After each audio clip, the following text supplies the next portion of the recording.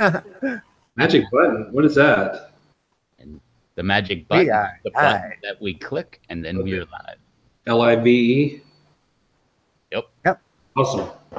So, howdy, folks. Welcome to our show again this evening. And brought, or as always, with Peppa Pig. Peppa Pig. So Carrie's in the house, Raymond's in the house, and the three of us. I don't know who else is here. Raymond, have you solved it yet? I just heard about this bet. I missed that live stream. I like that bet. That sounds like fun. Hey, Russ. Hey, Russ. Welcome back again.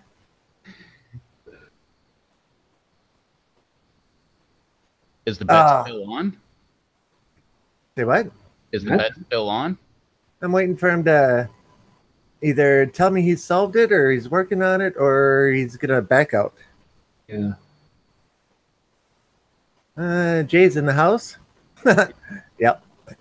Arrow in the house. I don't know. I think that bet should stand. That sounds like a great bet. Yep. Well, let's see how his progress is going. If he will answer us, Raymond. He's probably busy trying to solve a Rubik's Cube. Yes. His hands are tied up. Or either that or we could have a longer delay tonight than normal. But I don't know if that's the case either. Okay, first two rows with a little help I can solve about 2 hours of practicing in so far in 3 days. Sweet. I think I can do it. I think he can do it too. I think you can do it too, Raymond. Go for it.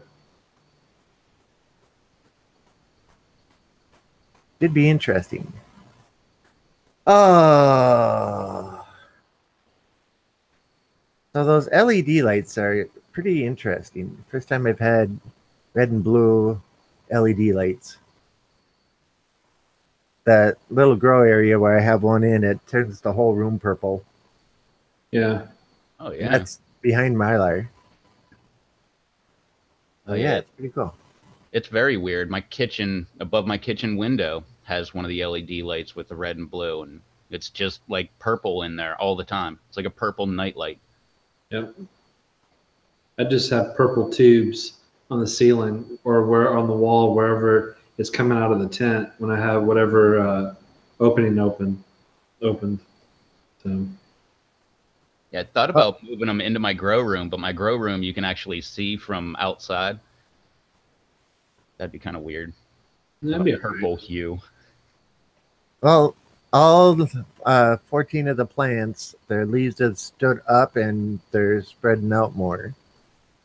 So I think they like the LEDs better than the fluorescents. I don't.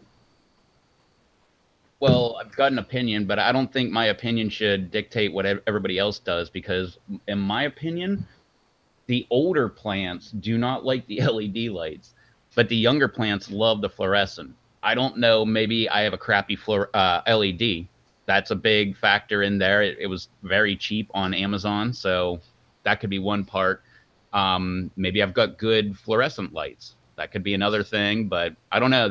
I know under the fluorescents, the little ones love it, and they grow like crazy.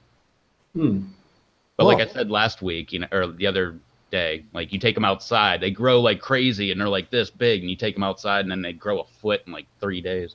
Oh yeah. Anthony's in the house. Chad's in the house. Welcome, guys. Hey guys. What's up, Anthony? What's up, Chad?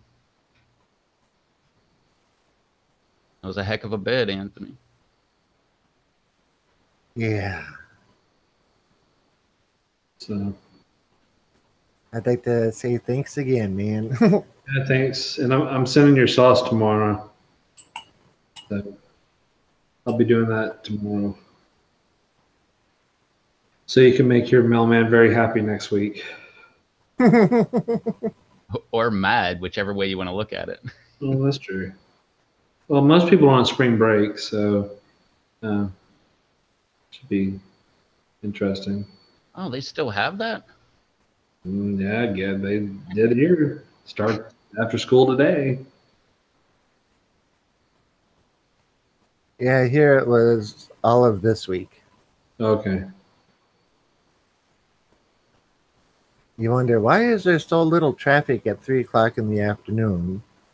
And then why are there kids out riding their bikes in 20-some degree weather? Rarely see kids ride bikes anymore. Rarely. Yeah, They go, I see more adults riding bikes than kids. Yeah. well, there's a BMX track or park for the kids about, well, it's a block down and 3 blocks over, 4 blocks over. So they go by the front of the store on their way there. Yeah. Do they have hand sanitizer and stuff there? Because that seems to be the growing theme over here. Everybody's worried that their kids may touch dirt. It's like, I'm telling you, man, they're like, you live in a bubble. It's like, huh? You need to touch stuff like that because that'll give you immunity. Yeah, I was just going to say, you don't touch anything like that. How are you going to build your immune system up? You need to have a talk with them then. Because they're convinced they need to sanitize everything. I see that every time I go to the grocery store, they've got that little thing of wipes right there, and they're like wiping down the entire cart. They don't even have a kid with them. Like, I get it if you got a kid and you're like, I don't want the kid to get sick because then, bad things might happen. They don't even have a kid. They're wiping down like every single square inch of it. Meanwhile, every product they grab, it's in a bag, and if it's not, they put it in a bag. Yeah. And then they come, like, I'm checking out, and they're like, is it okay if I put your chicken in with like your vegetables? I'm like, throw it all in the same bag. I don't care. Right. And the chicken's all sealed anyway. It doesn't matter. And I put it in plastic anyway, just in case, because I've had a couple that leaked on me. Right. Yeah. I always put it in an extra plastic bag too when I take it off the counter. Yeah. I put it in the house. I put it in a plastic bag because I don't like to, when I open it up, if I take the skin off, I leave the skin in that carton and take the whole bag and everything right out to the garbage because I don't like to leave it in the house because after like a day, it just starts stinking. Oh, no, it doesn't. That's a nice aroma. Oh, man. I like that sweet. Ugh. It's gross. It smells like. I bought 9 pounds of wings last week in 2 big 4.5 pound packs and cut them all up and put them into freezer bags. But the wrappers went right to the trash can. And that's why I like having that plastic bag that I grabbed from the grocery store. Yep, you put that down on the counter first, and you don't have to worry about it.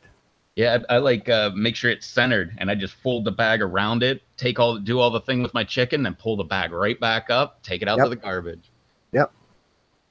Hey, Bernie, what's going on? Hey, Bernie. But yeah, I miss my wings. And there's a restaurant that's opening up across the street from my shop. Mm-hmm. And I talked to the owner. He was going to bring in wings. And then I talked to him yesterday, and he changed his mind on it. And I'm like, dang it. I was hoping we'd have a good wing place in town. And right across the street would be so ideal for lunch and whatever. Yeah. But nope. Oh, well. I don't think I want to ever have wings again. I think I've eaten enough wings. Like, I had free access to as many as I wanted, and last year I probably, and not even joking, I probably ate 60 dozen, something like that. I mean, when people were like, yeah, you can have as many as you want, you're like, like, first instinct is, I'm going to make 20 of them. Not me. I'd be like, I'm going to make 5. And then if I'm hungry, I'll make 5 more. And then if I'm hungry, I'll make 5 more. And I don't know, after doing that so many, and the year before that, I had even more wings. The year before that, I had even more wings. I'd just been tapering down, and I think I hit a point. It's like chocolate. Yeah. I don't think I ever want it again. I'm good. I was talking to one of my coworkers, and they were talking about one of their first jobs, and they were saying, you know how usually sometimes kids have issues grazing or taking things that they probably should have paid for, but they're like, well, I work at the store. They're not going to mind a candy bar here, a candy bar there. He said when one of the places he worked when he was a kid, the boss came up and said, go get some candy. It's like, okay, just go get whatever candy you want. Just eat it. just keep on eating or whatever. So he's like, every day he come in there. He's like, did you get your candy? He said, keep on, it's free. Just keep on getting candy. Every day for like a month, he kept on eating candy. And then he said, you want some candy? He's like, no, after a month, I'm tired of candy. I don't think I want any more. Good. This worked out great then, because I'm pretty sure that you're going to be tired of candy and you're never going to want to take any more. So I have 2 points here. BW3 used to have their 20-cent wing Tuesday night wings. Right. My record in one night, which was about 3 hours, was 53 wings. So yeah, that's how much I like wings. I've gone through. A friend of mine gets me 30-pound cases, and I've gone through 4 of those in a little over 2 years. Second part is with what you just said. I used to work at a popcorn ball factory, and the rule was you could eat whatever you want. So the first day you're grabbing a handful here, a handful there. Second day you might grab a handful here, a handful there. Third day you might grab a handful. The fourth day you can't stand looking at the stuff anymore. Yep. It took me like 3-4 years to be able to eat popcorn again after working there. Right. Well, that's just like my first job, Little Caesars. Worked there, every day, crew pie or somebody mess up, whatever else. After a while, you just get tired of pizza. 10, 15 pounds you gain later, and all the other stuff, just eating it constantly every day. You're just like, I don't know if I want any pizza anymore. That's how the pizza joint I worked at. Anything you want, anything we make, anything that we've got that you want to make into something new, whatever, have at it all day long. And I went into it not liking pizza. So I'm like, well, let me try a calzone. Don't like calzones. I don't like strombolis. Like everything they serve, I didn't like. The most thing I ate was wings or salads. And but the best part, you said 15 pounds. Oh my God, this cute little Moldovan girl came over to work. In one summer, she mainly only ate salads and tomatoes, which she said tasted a lot different than in Moldova. She gained 15 pounds in a summer by eating salads. I'm like, I don't know what they put in there, but in America, we call that healthy. Yeah. Right. I'm sorry, I believe it was 6 kilos, she said. Right. I spent 2 years delivering for Domino's, where I get pizza every night. Then I switched from there and went to Pizza Hut and delivered and worked my way into management there over 2 years. And then I spent almost 2 years at another Domino's as the assistant manager. The whole entire time I was eating pizza all the time. I've never gotten tired of it. Right. But when you can take it and make it yourself to make it the way that you want it, not the way somebody else wants it, it makes a difference. Yeah. Not really. I made adjustments yesterday to my pizza. So, the Walmart has those marketplace pizzas, like fresh mozzarella, pepperoni, whatever in those boxes. You just bake them. Right. Well, you can, I figured out, you just coat the hell out of that thing with the Twisted Sunrise, and it's really, really, really good. That's what I did. Yeah, too bad they won't make those custom or make them to order for you. But we have a Papa Murphy's here in town, so I can go have one made there if I want. Yeah, they're pretty good. I mean, they're pretty decent pizzas. Never had it. They've been popping around lately. I was burned out on pizza before I ever worked at a pizza joint. And from I'm going on what everybody else says, because my opinion is pizza sucks. But from what everybody else said, the pizza that we made was some of the best pizza they've ever had. We had New Yorkers that were coming down going, man, this is better than definitely better than half the stuff in the city. And anytime you hear someone from New York, they're like, no, you can't find better pizza than New York. I mean, unless you're talking to someone from Chicago or. Well, when I was in Chicago, I ate at one of the places, and it was New Haven style pizza, which was totally different because everywhere else you go in Chicago, you find deep dish. But this was New Haven, which is it was on a big square, I forgot kind of like it.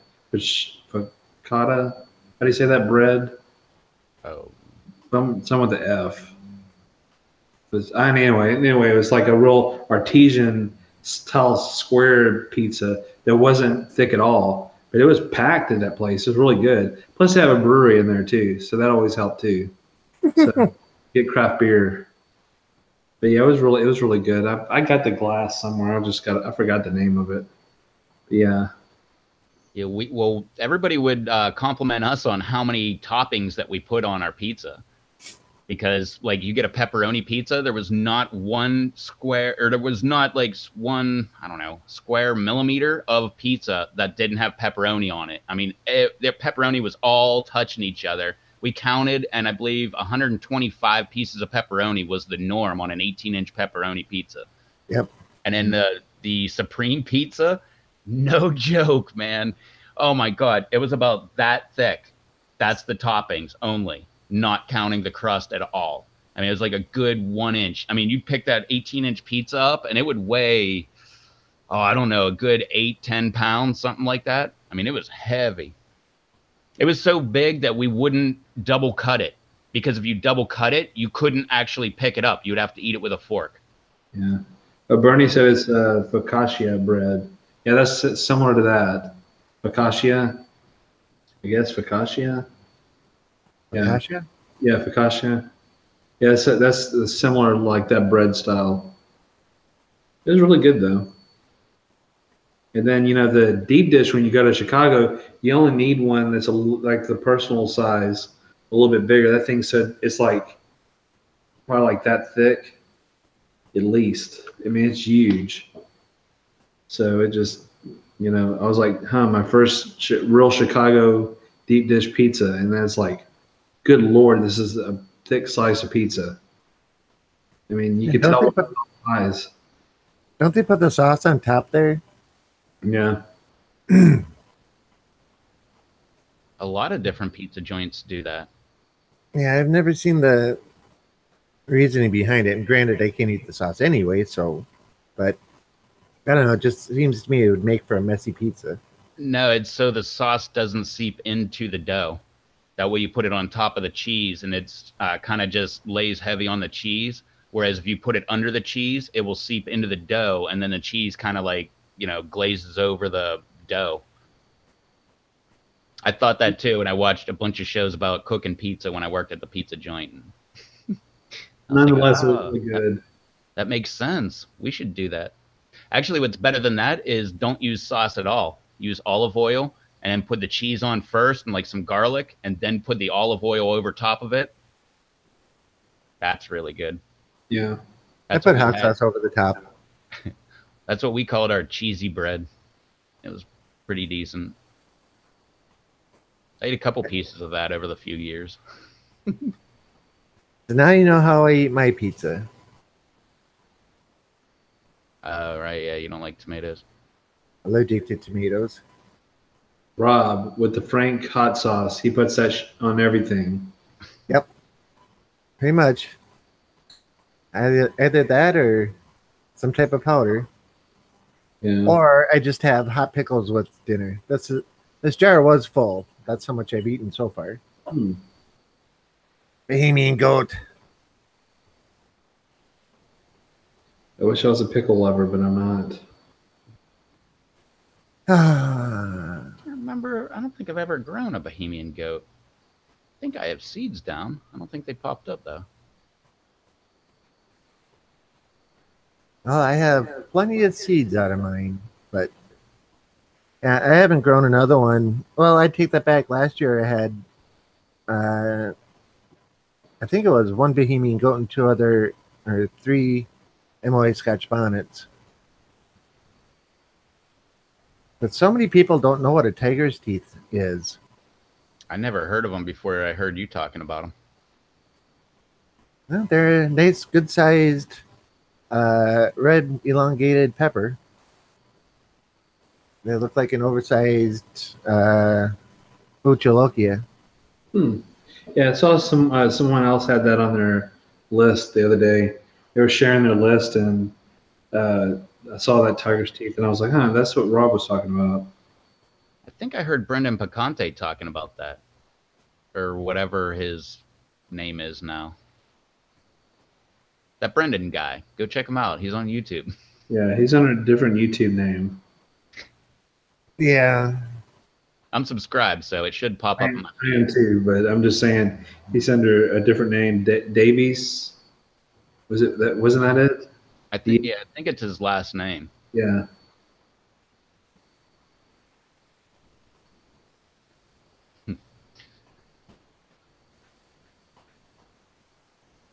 Yeah, no, and that he talked about a bunch of different strains that I never heard of. I think it was like half the ones he was talking about I never heard of. I know a couple of there was like 2 or 3 I think that were his own special crosses, so that would be why. But yeah, for the most part, I mean, I think it was like half. No, hell, there's thousands and thousands though. Hell, I mean, I got a ton, and there's still stuff I never even heard of. I mean, and I have a lot, and that's not even scratching the surface. Yeah, last name is Draves. He's Draves is who he's going by. And Bernie says, I love pickled everything. Harry has a question for you. He's asking to be in the show.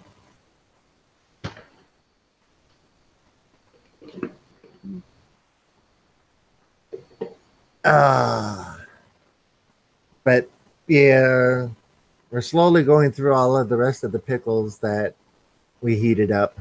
We only have a couple of jars left of them, but people are coming in and still eating them.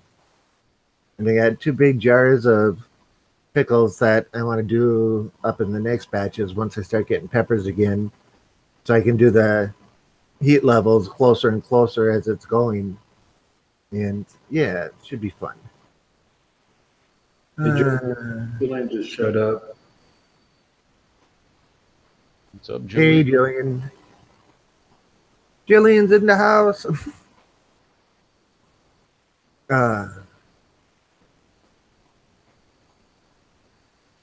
So, what is your plans, Rob, for your plants at the shop? All the seedlings are all pretty much done. Uh-huh. I don't know if the video picked that up. Right. But I'm going to take that soil out, bring it home, freeze it for a couple days, and then bring it in and nuke it all.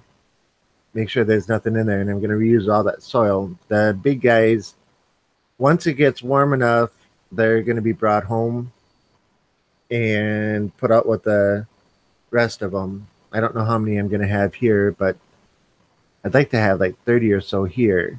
Right. So, yeah, they'll come home. Because the last time they were infested, I brought the goat and the Scotch bonnet home. Uh-huh. And I went out the next day, and it was just swarmed with ladybugs and hornets. Right. Well, they cleaned the plants up so well, I thought the issue was done. Brought them back to the shop, and they were fine for quite a while. And then somehow they got reinfested. Mm-hmm. And come to find out, Devin was sitting there watching the adults fly around, and they would fly down to the bottom of the window and go in a little crack at the very bottom corner and disappeared. So we're thinking they might have built some kind of nest or something down there, and they're going down there and staying until they want to come out and eat or mate or whatever. But I think that's one of the reasons why we're having such an issue with them. Right. He even took the vacuum cleaner on a day when it was warm, the sun shining through the front window. They're attracted to the warmth of it. He was going along with the vacuum cleaner, cleaning up hundreds of them. And it's just ridiculous. But yeah. But they don't seem to like the palm tree. Or palm trees. They don't seem to like the aloes. Cactus, I haven't seen them anywhere near those. The arrowheads, they've taken out one of those, and one of my other ivies, they've taken that one out. But my fern, they're leaving, or my 2 ferns, they're leaving alone, and my big arrowhead is, they're leaving it alone for now. Right. So we'll see what happens. But my 2 ferns, they're like 4 years old. They're given to me as a store opening present. So was the arrowhead, now that I think about it. But yeah, it's going to be hard to pull off a scorched earth and get rid of everything. I know it's just a plant, but you get used to having things around. I know.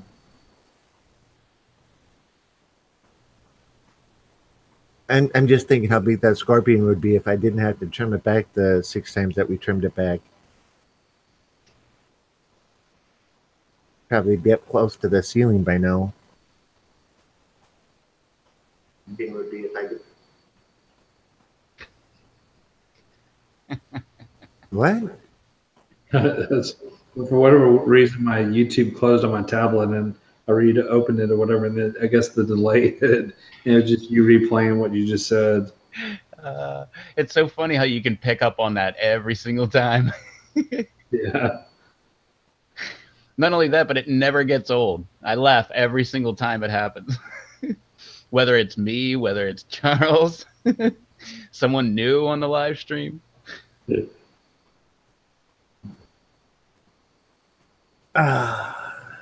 So you're gonna restart like in the next couple weeks?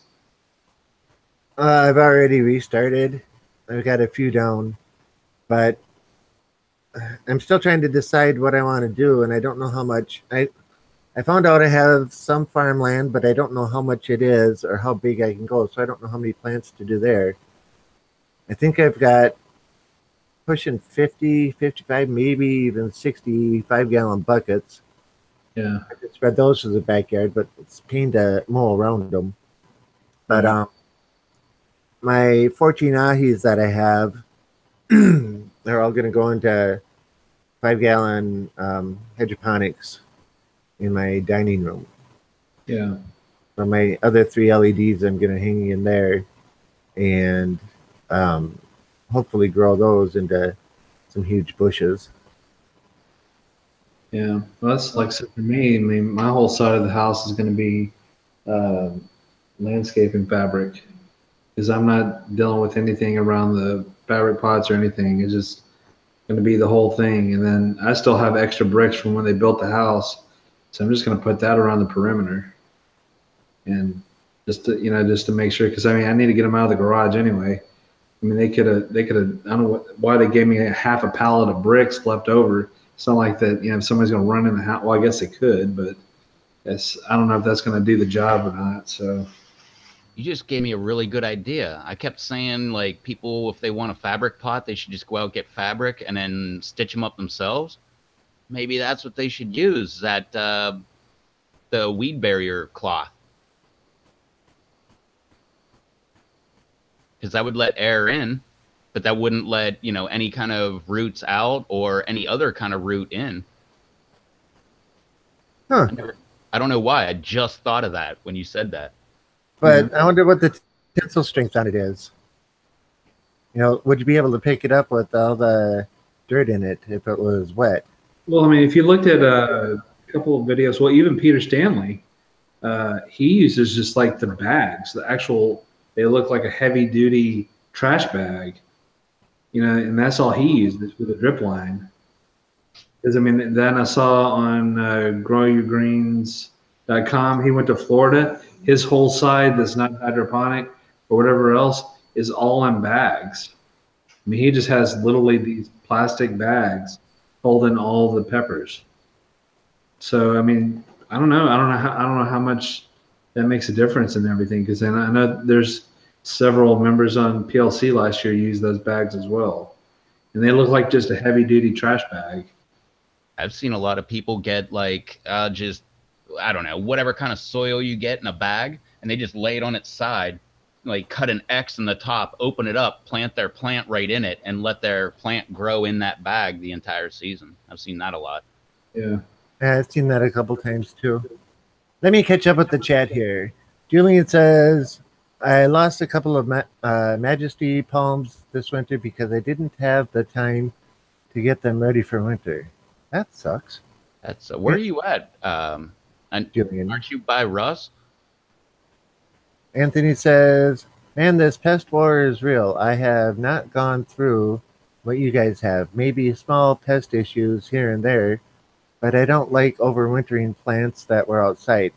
See, Anthony, somebody brought me in a plant that wasn't growing well outside, and I didn't think about pests on it and brought it in, and I think that's where my infestation came from. Julian says that sucked. I can believe it. Chad says is asking Carrie, what do you grow? Did not see any content on your channel. Julian says make a plot out of weedberry. Cool. Yep. Beatty says, hey everyone. Hey Beatty. Hey, BD, what's up? I know you rushed home from work. Julian says they call them tree bags, don't they? And it's in the San Antonio area. Yeah, well, that makes a lot more sense. I was gonna say, like, I can't grow Majesty palms here. Yeah. Ebert's in the house. Says, what? How's everyone today? Hello, 12. Julian says, we had a hard freeze this last winter. Doesn't usually get that bad, but palms are sensitive. Yes, they Yes, are. they are. Like I said, Unless you get a cold hardy palm. I have a windmill palm. That thing's almost taller than me now, and it was this big when I got it. And I don't know what the other one's called. They just call it a cold and hardy. And I've had that thing for 12 years, I think. Well, my little palm in the shop, the big palms, they send out these oddball leaves, and you go and you cut them off and you just shove it in the dirt, and a new one grew. It hasn't done it for quite some time, but I got 5 new palm trees by just grabbing it and just throw it in the dirt. Water it like a normal thing, and it grew. Yeah, well, the two I'm talking about, they're outside. My windmill, that thing, I've seen it with snow all over it and everything. Every year comes right back. As a matter of fact, during the freeze, it looked like it was starting to die a little bit, and then it got warm. I got brand new growth popping right off that thing.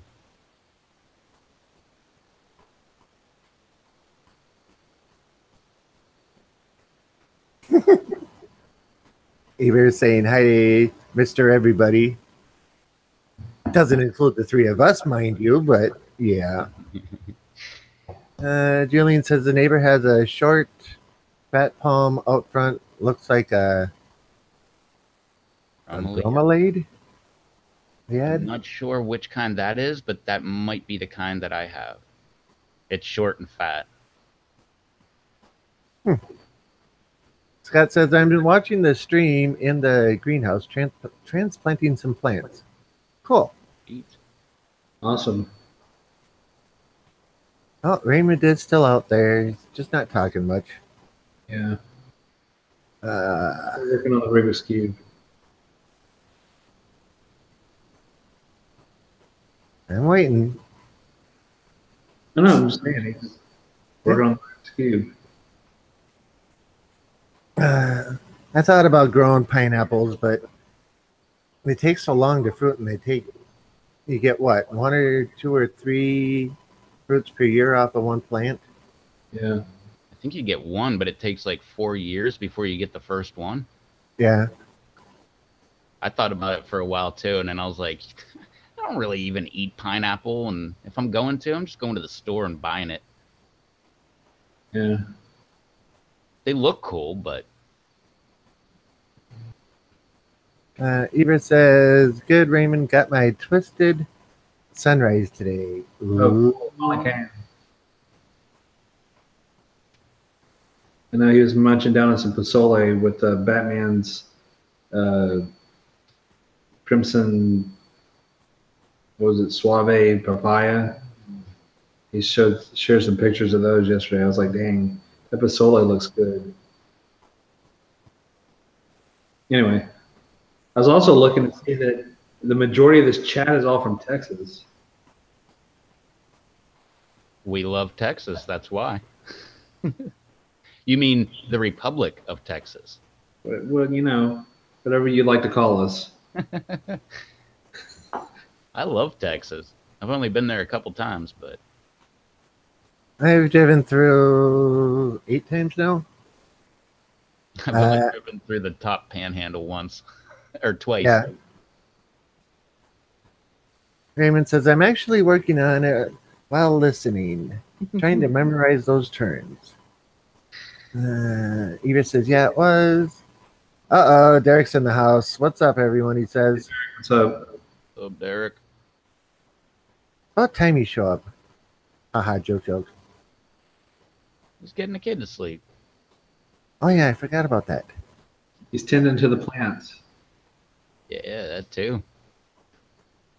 Oh yeah, when are you gonna make a plant video, Derek? You said you were thinking about doing that. All of us plant lovers have been patiently waiting. Yes. We can watch Crazy Kimberlin expand his horizons. I can't wait to see the intro and outro on those. Right. Oh boy. Wait till they start pollinating. You know, he starts doing a little shake on them. Exactly. I can just imagine that. That would be pretty cool. That see the editing on that shake. Yes, I cannot do it nearly as well as he does, but you get the point. Ah. But I'm debating if 14 ahi lemon drops in the house is going to be too much. That was a joke. Crazy says he's still up. Oh, it moved. Thought about doing it tonight, maybe. Wouldn't be anything special. Video editing wise, laughing my backside off. Well, yeah, but you can put your own twist on it. Right. BD says I went to the local Hydra store yesterday and felt like a kid in the candy store. And the owner says, "Funny you say that. Our big store in Colorado used to be called the candy store." I bet now it is the candy store. Exactly. Got a lot of edibles now. Other Rob is in the house. I'll be right back. All right. What's up, Rob?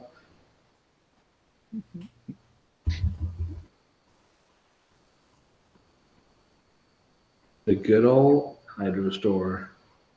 I enjoy my hydro store. They're cool. They give me a discount on things, so I bought enough stuff from them. I've never seen a Hydra store. As a matter of fact, this is how backwoods my area is, my entire area. I got into aquaponics, and they're like, you need some, whoever knows how to pronounce it, chelated, heated, whatever, iron. That Yeah, way I got you can, what's that? How do you pronounce it? I didn't say it. Oh, I thought you were correcting me, but oh, Rob's doing it. He'll let us know when he gets back.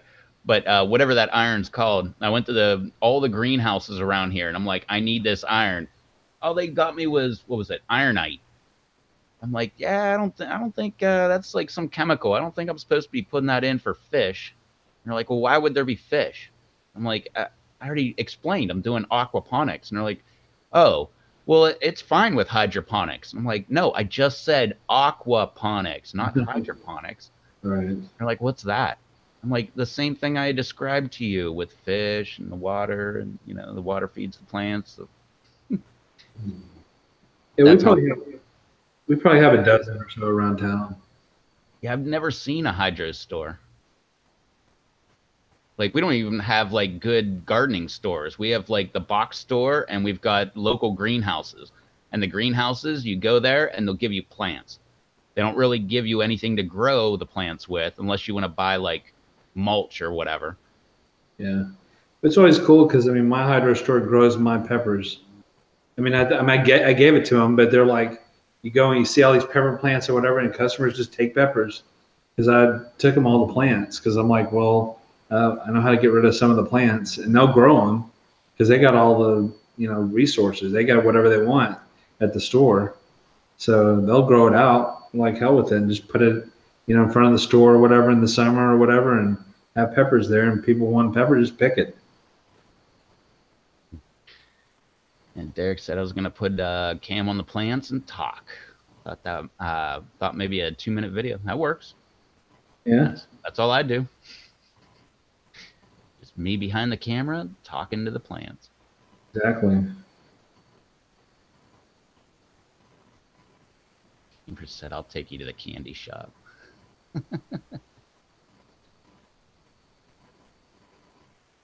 Then the later you get in the evening, of course the fragrance changes at the store. But other than that, during normal, the early hours, it's all right. But the closer you get to 7,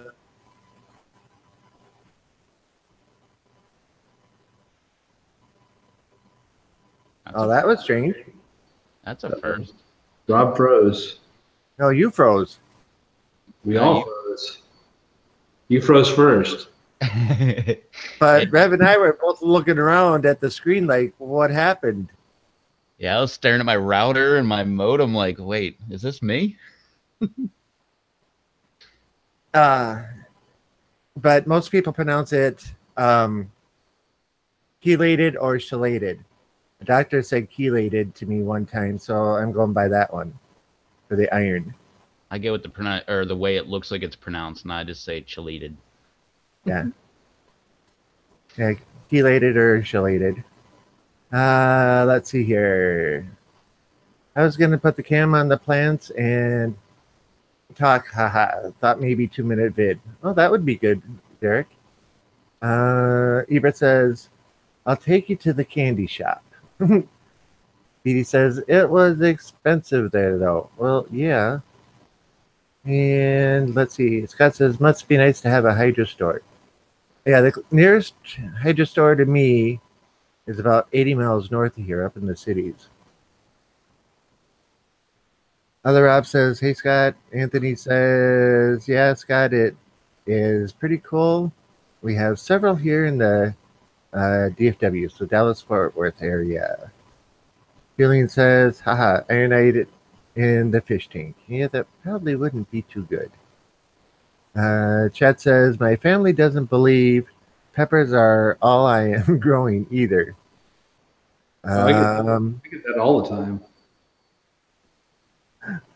So you're not alone, Chad. Yeah, I grow lettuce and pak choi during the summer as well. And I have chives that come back every year. And this year I'm adding in raspberry bushes. And I might actually try a watermelon again this year. Maybe I'll get one. Last time I grew watermelon, they'd get to just about ripe and the deer would come by and eat them. Let's see. Derek says, "I got Batman Hell's Bells seeds today, so I'm excited to see what those do." And Derek knows they do better if you actually play AC/DC all the time for them. Yeah, you'll get them in the mood as they're growing. Yeah, that was pretty bad. Sorry. Although saying play it, yeah. I'm just going to shut up now. Okay, that's long enough. But yeah, so if you can imagine Derek doing the music channel in one place, the hot pepper tasting and reviews and everything of that sort on another channel, and then growing peppers on another. Everything with Crazy Kimberlin. But at some point, it becomes almost just two. You have the music channel, and then before long, he's going to have peppers. So he's going to be doing reviews on his peppers he just said freshly picked. Instead of saying, well, here's a pod review, just pick it off the plant. Let's see, which pepper do we want to try today as he's walking through all of them? Oh, this one's nice and big and ripe. Let's try this one. Pick it. Walk back in, watch him wash it and everything else. Sit down, chomp it down. Yeah, the grower of this pepper was mighty kinder, did a good job on it. Oh, wait a minute, that was me. Yeah. Well, that is rewarding when you see all the whatever your plants give you, and it is rewarding to have all that fruit from it. So it's pretty cool. Yeah, that's one thing about the ahi lemon drops. They are so prolific. Go out and pick 25, 30 one day and go out 2 days later and pick another 25, 30. A couple days after that, another 30 or 40, and that's just off of 3 plants. Yeah, I don't know how many I got. I think I only got like 2 or 3 ahi lemon drops going. Well, Derek says, that's the same with all the ahis. The Sugar Rush, the ahis, all that stuff. They all are very prolific. They just take forever. Well, at least the Sugar Rush take forever to actually start or to ripe. But then once they do, it's on. yeah, the lemon drops, once they start turning color, they're usually completely ripe and usually within 3 to 4 days. And Derek says, I'm more fan of watching people or watching pepper growers vids rather than doing it myself. But see, you could be one of those people that has a fan base following you then for that Well, one. well, I mean, even for me, I do it for a personal guide to see how the progression of my plants did for a whole season. So I know from start seed to the time they went outside, I know how how the plants did. So On my floor right now, I just found a pepper seed. what kind is it? I don't know. There's a mystery pepper. No, but I'm laughing because what you just said. That's hilarious to me. That's how I started. I'm like, I'm going to make a diary of my aquaponics. Not once have I ever gone back and looked at any one of my videos ever. And that's how I started off. I'm like, it'll just be for my own personal record. And it was when nobody was watching me. So I'm like, nobody's watching this crap anyway. So I'll just go ahead and make a diary. And I started doing it. And then next thing you know, here we are years later, never went back and looked at any of my videos. Yeah. Batman's in here. Hey, Batman. What's up, Batman? If you got any questions for me, man, let me know about going live. I can spill my guts a lot easier talking than I can texting. Jillian says, I'm a huge fan of Anaheim peppers and everything, but they don't grow them out here. It's all poblano. They're sold in burlap bags out west. I should try to grow some. Well, why not? Yeah. I've been trying to grow those things. I love poblano. I mean, he's talking about Anaheims, but I love poblano too. They're great stuff. Yeah, I grew a mulatto islino. It's similar to a poblano. That's what I have 2 or 3 plants this year of those. I really like them. Julian asked what the heat on ahis are, 1 to 10. I won't go 1 to 10, but I'll give you Scoville. On average, ahis are usually about 30,000. Yeah. So a jalapeno is like 2,500 to 5,000. A habanero is 100,000. So it's practically in the middle. Yeah. They have a bite to them, but they usually have really good taste to them. But Right. they're not a super hot. They're not overly hot. Unless Yeah, you they're enough to let you know that they're there. unless you get the soap taste that some people get on pineapples. Oh, Never gotten that. I have. It tastes like somebody washed them in a high concentration of Dawn dish soap and didn't get all the soap off, and you take a bite out of it, and it's ew. I've only had it like 3 times out of all of mine, but I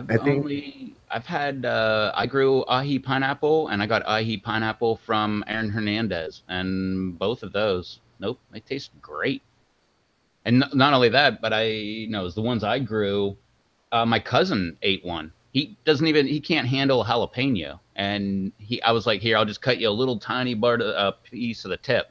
And he tried it. And he was like, let me try the whole thing. I'm like, go for it. And he said there was practically no heat.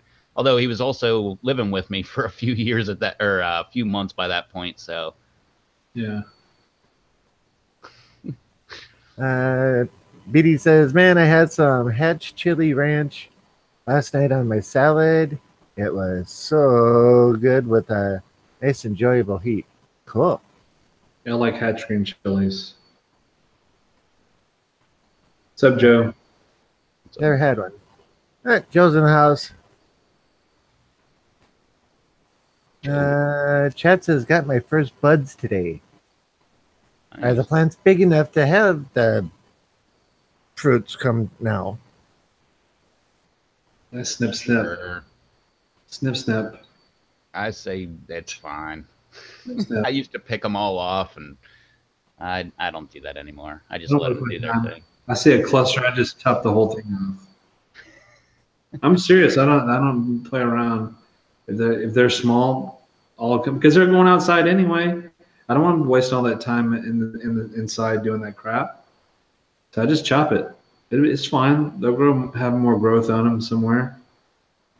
Yeah, I think I'm timing mine more towards when they finally start putting off buds. That's almost the time where I'm taking them outside. So I think that's where that statement came from. But if Yeah. it's now and you're in Indiana, then yeah, maybe it would be better to snip the buds off. Or actually, I like to pull them off.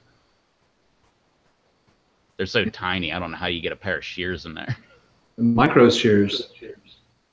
I use the Yeah, I micro. don't have a pair. Oh, They've been on my wish list for about 4 or 5 years now, but still haven't gotten a pair.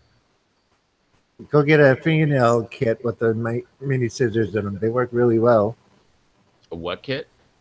Fingernails, Oh, you know, with files and clippers and all that stuff. Well, a lot of them have the little scissors in them, and they're usually really sharp and cut right through it with no issues.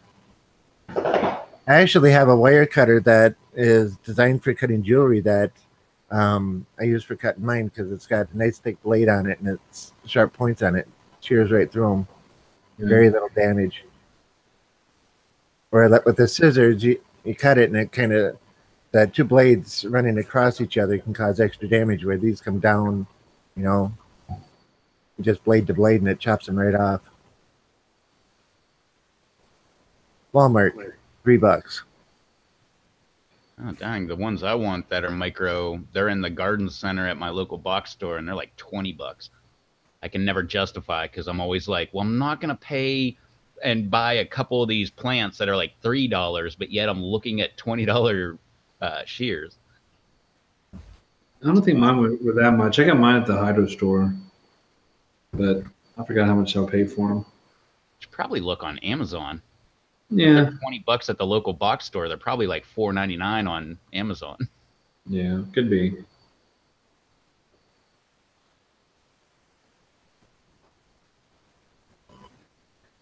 Yeah, if you watch my harvest videos at the shop, you can see me using the cutters in there. That's how I cut them all off rather than just pull them.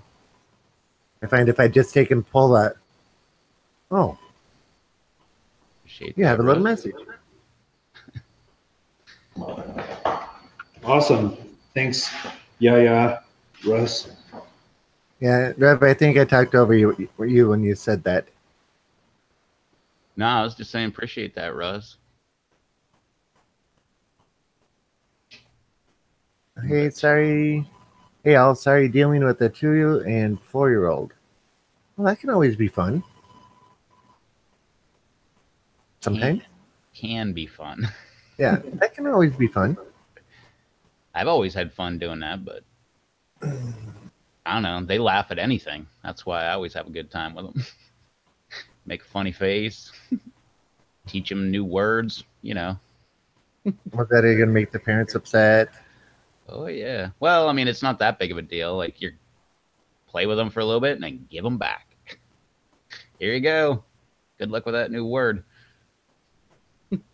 But yeah, as I was saying, my harvest videos in the shop, you can see me going around with the cutters. And I think, didn't I do a harvest video at home too? But anyway, neither here nor there. But I don't like pulling the peppers off because I have a tendency to pull too hard and pull in the wrong direction and break branches. I did that the very first year I was growing, and then I realized that because everybody was saying use scissors, like never pull them off the plant. I always pull them off the plant, but I always like whatever direction they're growing, I pull them the opposite direction, and they usually just pop right off. Yeah. Yeah, But see, like this, you said, the first year, oh no, I was like taking half a branch with me and all kind of stuff. that's what I use. That's what I was looking at. So they work pretty great. Are those Fiskars? Nah, they're comfort gel. So from Corona. Like I said, I got them at the hydro store.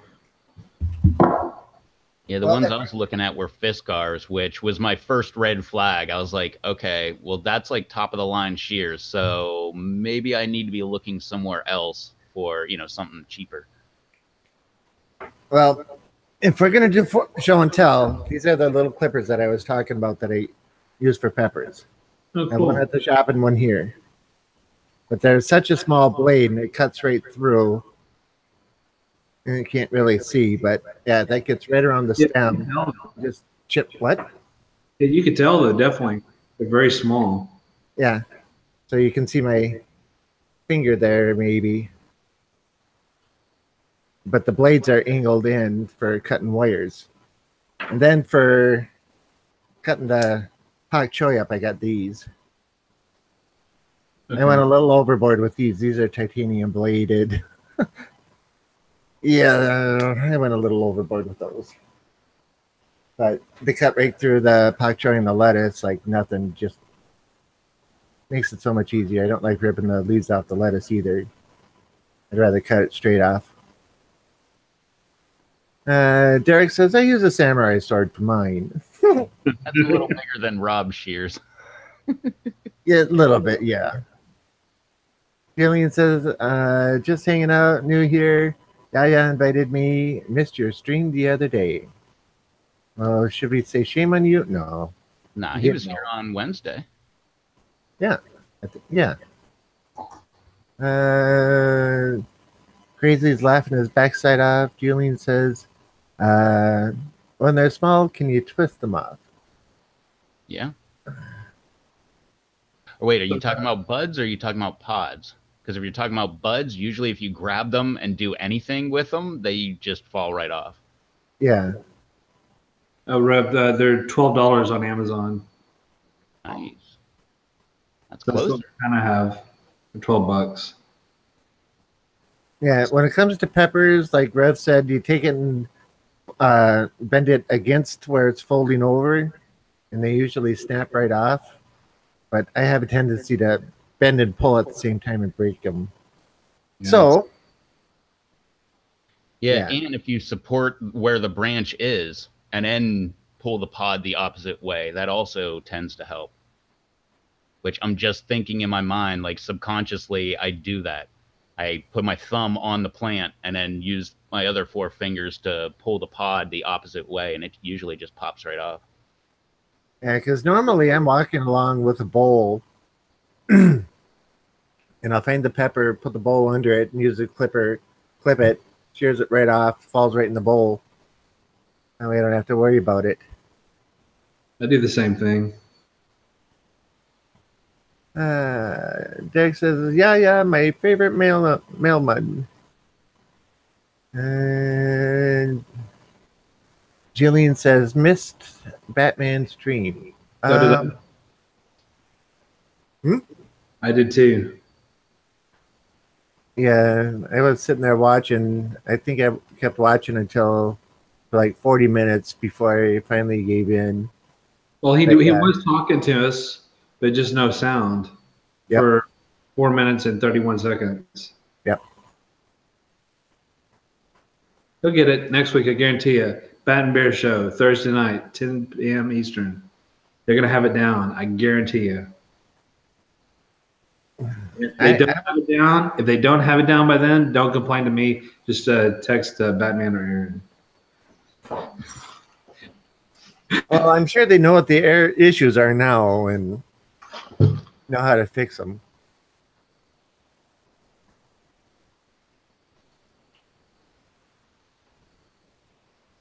I still don't know how to go from Hangouts to YouTube without using a cell phone in between to start a live stream. But it's not like I want to do a live stream myself. Yeah, y'all are beyond me. All I know is I hit accept invite. That's it. That's as far as I know how to go. Yeah, and I've never done it on my phone. And everybody asks me how to do live streams on your phone. And I'm like, I have no clue. My phone won't do a live stream. The only way I can do a live stream on my phone is on my desktop. Go to live stream and then create an event. Create an event with the easy way, which is Google Hangouts. Hit accept, whether it's now or at a specific time. and then it'll create an event, then open that event, open the Google Hangouts. And once that's done, I actually have to click live on my desktop. But once that's done, I can join it from my phone on the Hangouts app. But that's the only way I can use my phone to go live. Because my phone, it doesn't support live streaming. I think mine's a Note 3, and I need a Note 5 to actually do a live stream from my phone. Batman says, "Sorry, man, it sucked. Seems like you can't add another on mobile." I know you can. I've seen other people do it, but I don't know how to do it. Because like I said, my phone's not even capable of going live. I can just join my own live stream on my phone. But like I said, that's through the Hangouts app.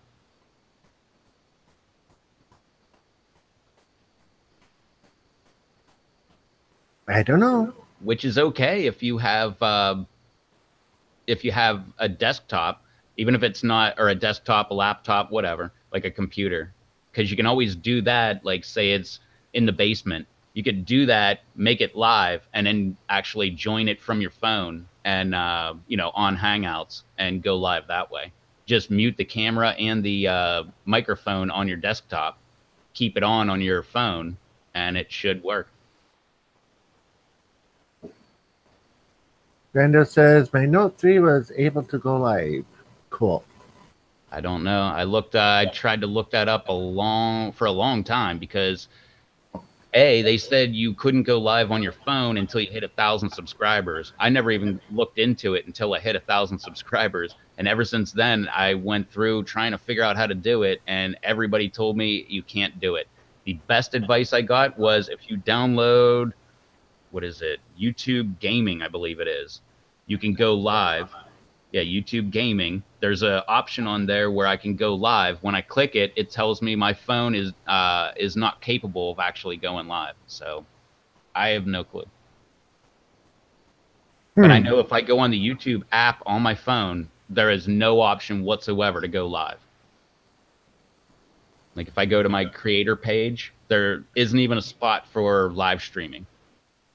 Like I can't even go on my phone, create an event on my phone, and then go to my desktop and make it live.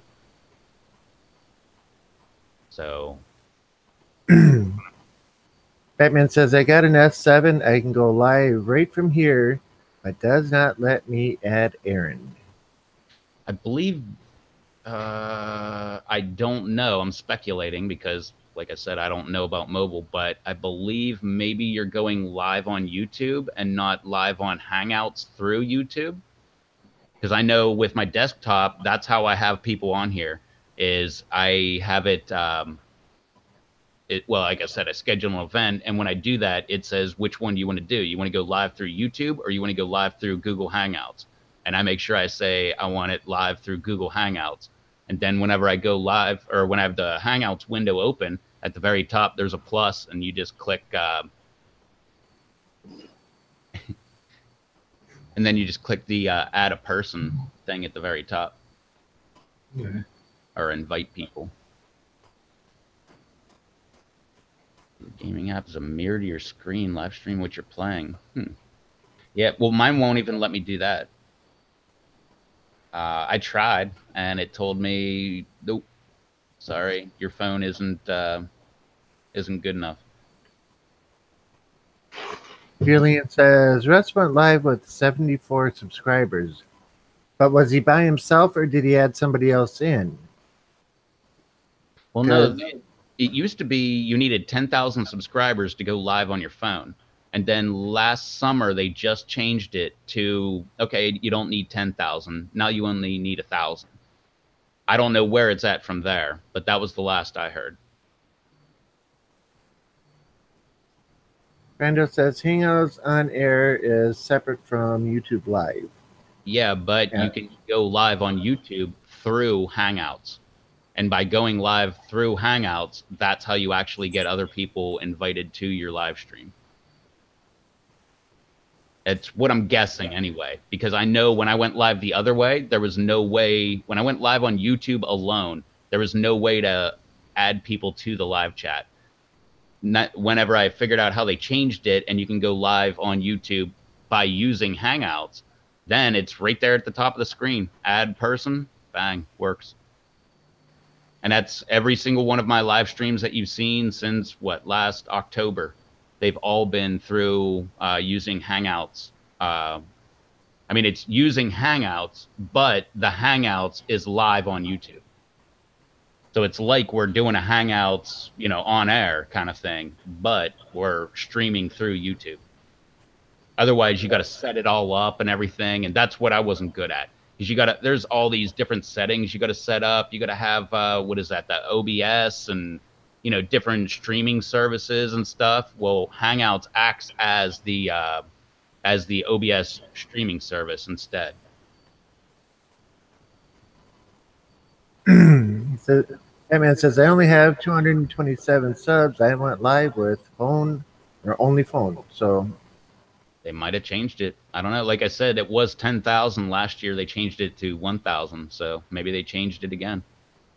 I don't know. Since they changed it from 10,000 to 1,000, there's been like 300 different changes on YouTube.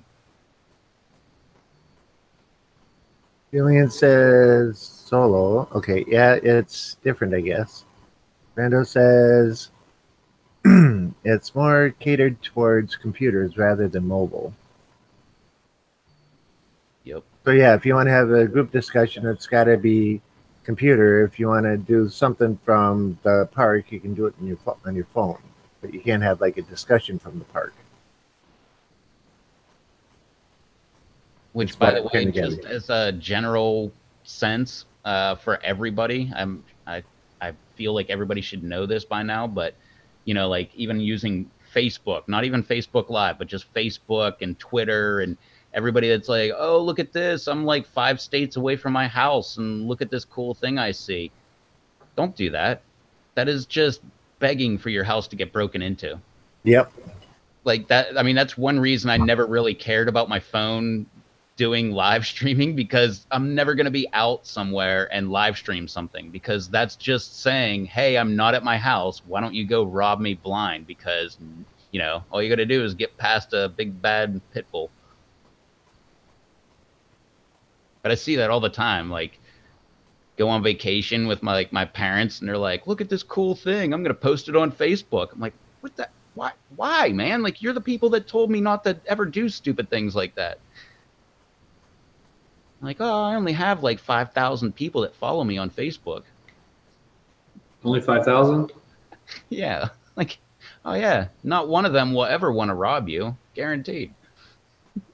Yeah, there's no such thing as one of those followers having friends that may or may not do something. Nah, they're all good people. Yes. Yeah, a friend of mine travels a lot for her job. And she'll post, well, I'm leaving for London tomorrow. Oh, I'm at the airport getting ready to board the plane. Oh, I arrived in London. That type of stuff. That's just asking to get robbed. Well, I mean, it's another thing if you have like your entire family at the house and you're going by yourself.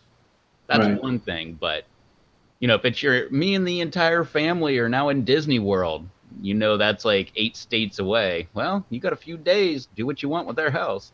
I've seen that before. And then like people break in and have a party for like 2 days straight.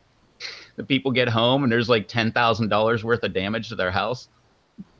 It's just, that sucks. Yeah, she isn't quiet about letting people know that she lives alone. Alexa, is there someone in the house? Oh, crap. Alexa's at the house. Damn it.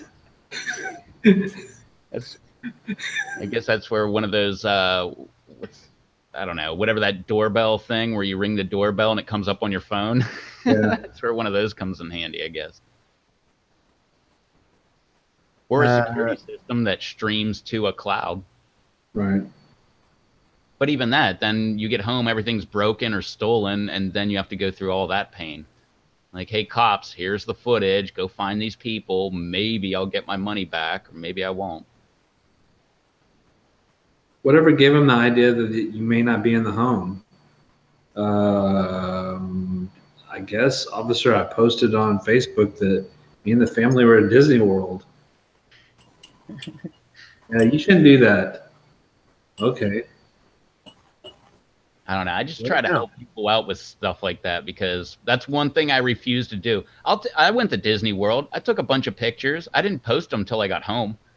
Once I was home, I was like, "Oh man, check out this cool thing at Disney." Actually, I have videos on my YouTube of Gatorland where they're feeding the gator wrestling show, kids feeding the tortoises and stuff. And I didn't post them until like a week after I got home, even though I had my laptop with me and I could have did it, right there on the spot. Yeah. I don't know. You guys do whatever you want to do. I'm just giving some advice that cops would give. Sure. I've heard cops give that advice many times. So Julian says, so true about the changes. I don't have enough hits to be able to go live. They let you know when you have enough traffic. Hey.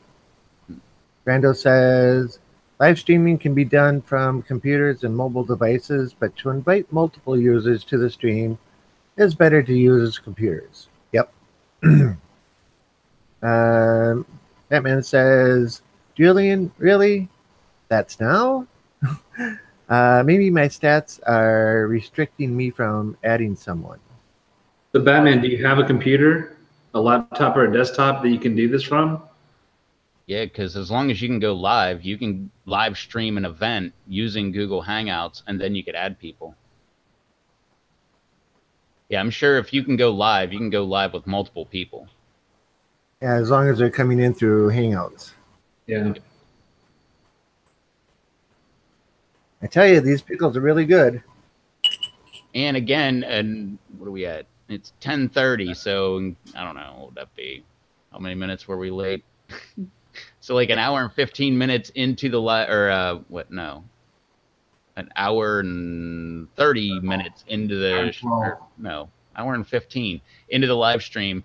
In case you want to come back and check it out, what I always do is you go to your desktop where you have your creator page, and on the left hand side it'll say the dashboard, videos, uh, live streaming, comments, all that stuff. Go to live streaming. Under there it'll have live streaming, and then under it is events.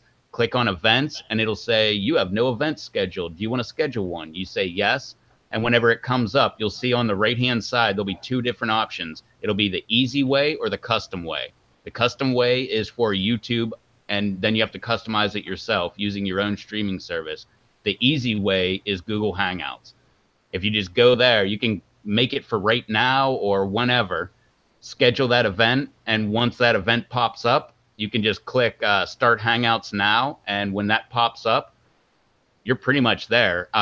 That's how we do the behind the scenes before.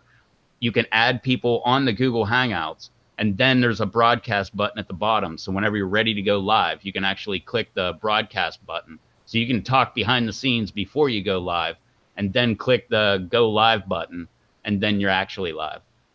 So in case that helps anybody. Yeah. Well, Batman says he does have a desktop or an actual computer, so he said he's going to go try that in a few. Yeah, if you go through what I just said, you should be able to pop up and you'll be in a, like right now, I can see YouTube in the background, which by the way, when you do that, you have to mute your YouTube because it will reverb against your Hangouts. And your Hangouts is, your YouTube has a lag from your Hangouts, like anywhere from 5 seconds to 30 seconds to like a minute. But like right now, what I'm looking at on my computer is a Google Hangouts window overlaid over top of my YouTube window. And that's where I see Rob and Charles and me with the stop broadcast button and the live thing up in the top corner. And also, as a side note, for the people on the live stream, you can actually chat back and forth without chatting with the chat on the Google Hangouts because it's just, because it's Hangouts. And once that's actually up and going, like right now, I'm on my broadcast. If I go on to Google Hangouts and look at my latest Google Hangout, it will be this broadcast that I'm on right now. And on my phone, I can click the camera button and join the conversation. Actually, I'll do it right now. And Go to Hangouts. Latest Hangout is, hey, look, it's an ongoing call with Charles and Rob. Then I go there and it has, I added Charles, I added Rob. Then all I have to do is click the phone button. It should give me a warning telling me I'm about to go live. There it is. Proceed.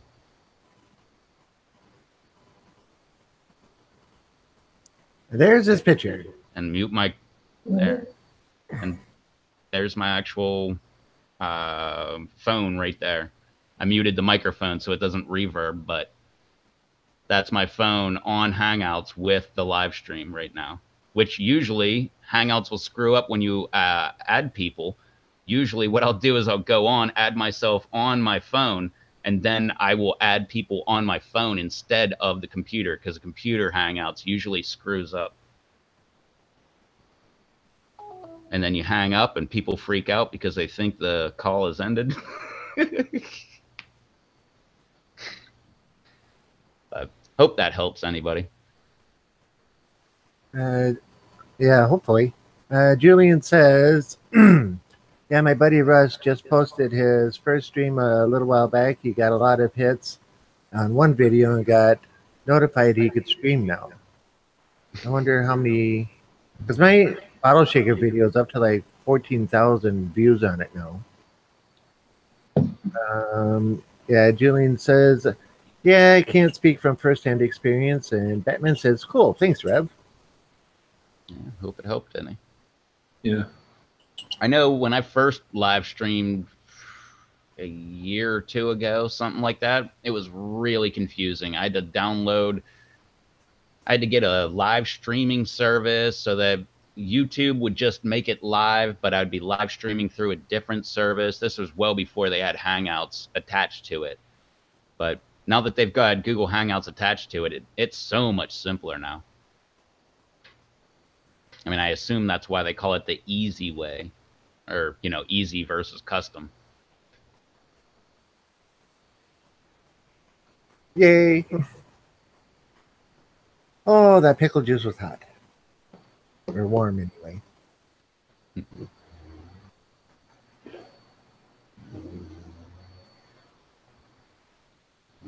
I don't know what you need to go live. I've seen a lot of people go live. I haven't tried myself. I don't really have a reason to. What would I get on and talk about? Although I could do it on the other channel, maybe. But I don't want to stream to YouTube. I'd rather stream to Twitch. As far as the game goes, mind you.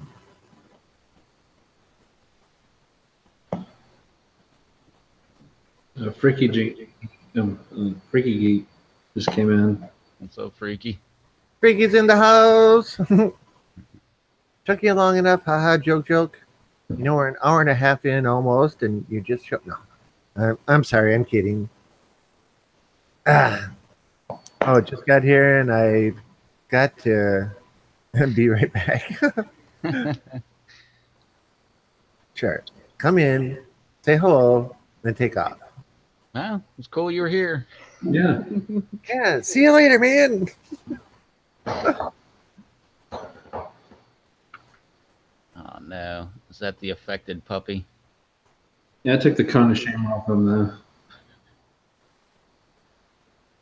though. Gillian says, custom beamed something else like Streamlabs. Oh, custom software as in being something else like Streamlabs or OBS even. Yeah, because I was messing around with OBS. I got it to work. It wasn't that hard. It was like you get OBS and then you get, I don't know, it wasn't an address, but it was like a web address or whatever that associated you with it. And then you would copy that and put it into YouTube. And then they were like, oh, really? Well, what's the stream key? And then you had to get the key from OBS and then put it into YouTube. And it worked, but. Yep. Susan's in the house, says, made it, guys. Hi, everyone on the panel and in the chat. What's going on? Freaky says, back. Hope all are warm. Well, that was quick. Thanks a lot. Cold outside. It's in the teens outside. It's 70 here. Hope that's coming here. What do we got? It was cold earlier. Oh, they're saying next week, Thursday, Friday, it's supposed to get into the 50s here again. What? Again, it's saying today was a high of 78. It was not 78 here. It was not even 60 here today. And they're saying right now it's 39 with a low of 37. Tomorrow, 50 high, 43 low. I'm not looking at the weather app anymore. This thing sucks. Crazy says be back shortly. Freaky says just put a kettle on for tea. Well, then it's not so bad. Right. Crazy stretch a bit and you can be back longly. That's great. Oh, the puns. Although that was a good one. That was, man. That was only a half grown. Maybe even a quarter grown. Oh, I didn't groan at all. I totally straight up laughed on that one. Yeah, tomorrow's supposed to be 83 here.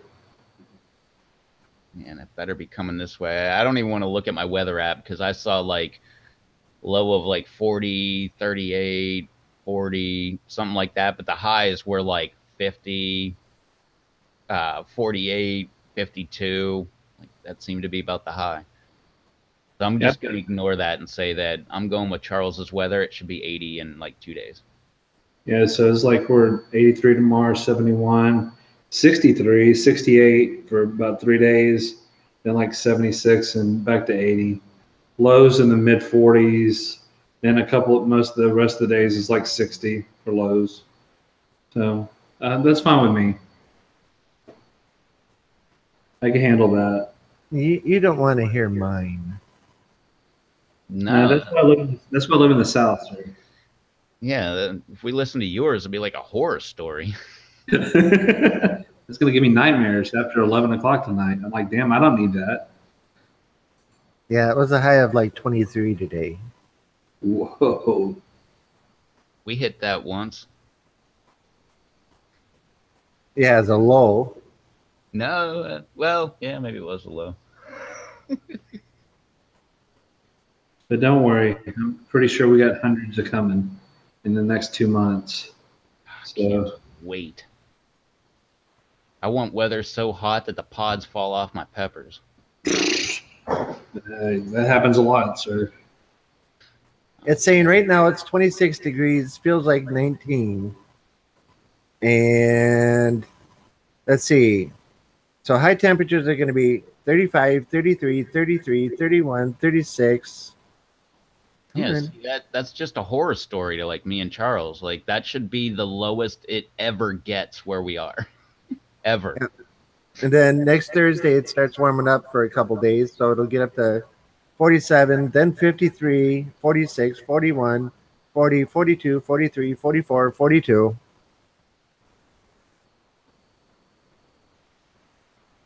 Ugh. Those are high temperatures. That's almost warm enough to go swimming. Okay. Not going swimming till it's at least 80. They just did a polar bear dive.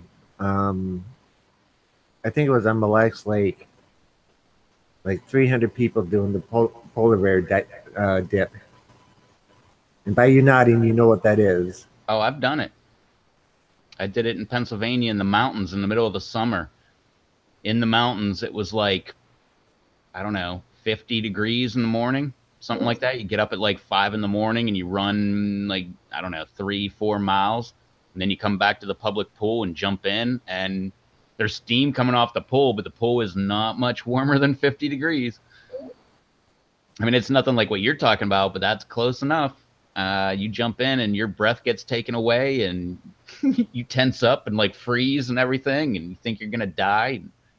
You know, 2 minutes later, you're fine, but, well, you're really cold, but you're fine. Yeah, they have paramedics standing by the whole time in case somebody goes into cardiac arrest.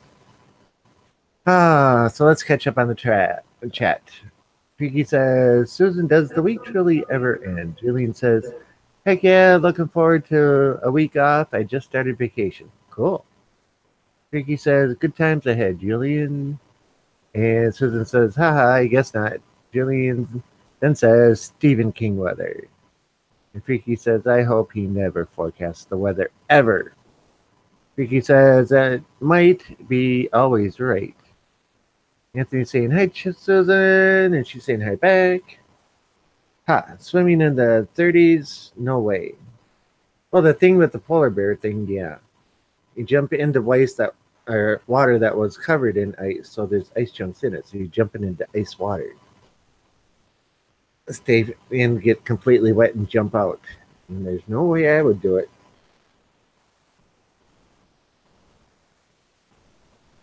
I don't care if somebody's got a sauna sitting on the other side that I can jump right into. Yeah, I'll pass on that. But yet they do it all over up here. I don't like certain things all shriveled up.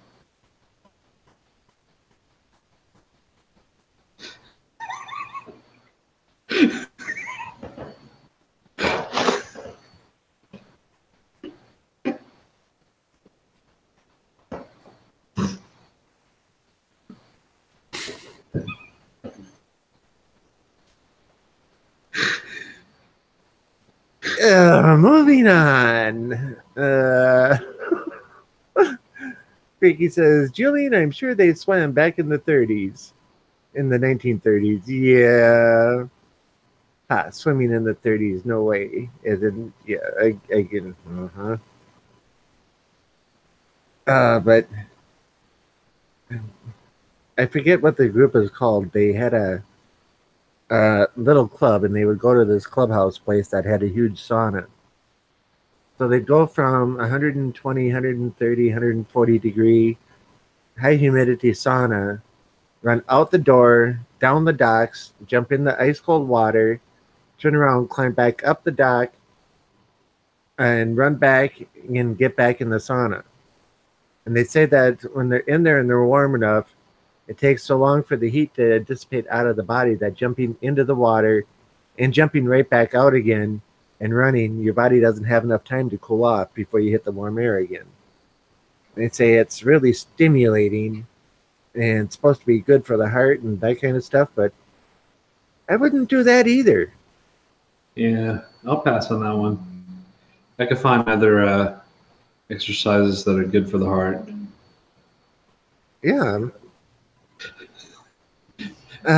Julian says, I'm tropical. I can't do cold. And says, that's hilarious, Charles. Yeah. Julian says, I live in Canada. Don't like the cold. Or Freaky says that. Oh, okay. Freaky says, Julian, I live in Canada. Don't like the cold. See, the Freaky's got it even worse than I do. Right. You know, again, Rob, you need to move. Head south. Yeah, I've tried to twice and came back both times. Yeah.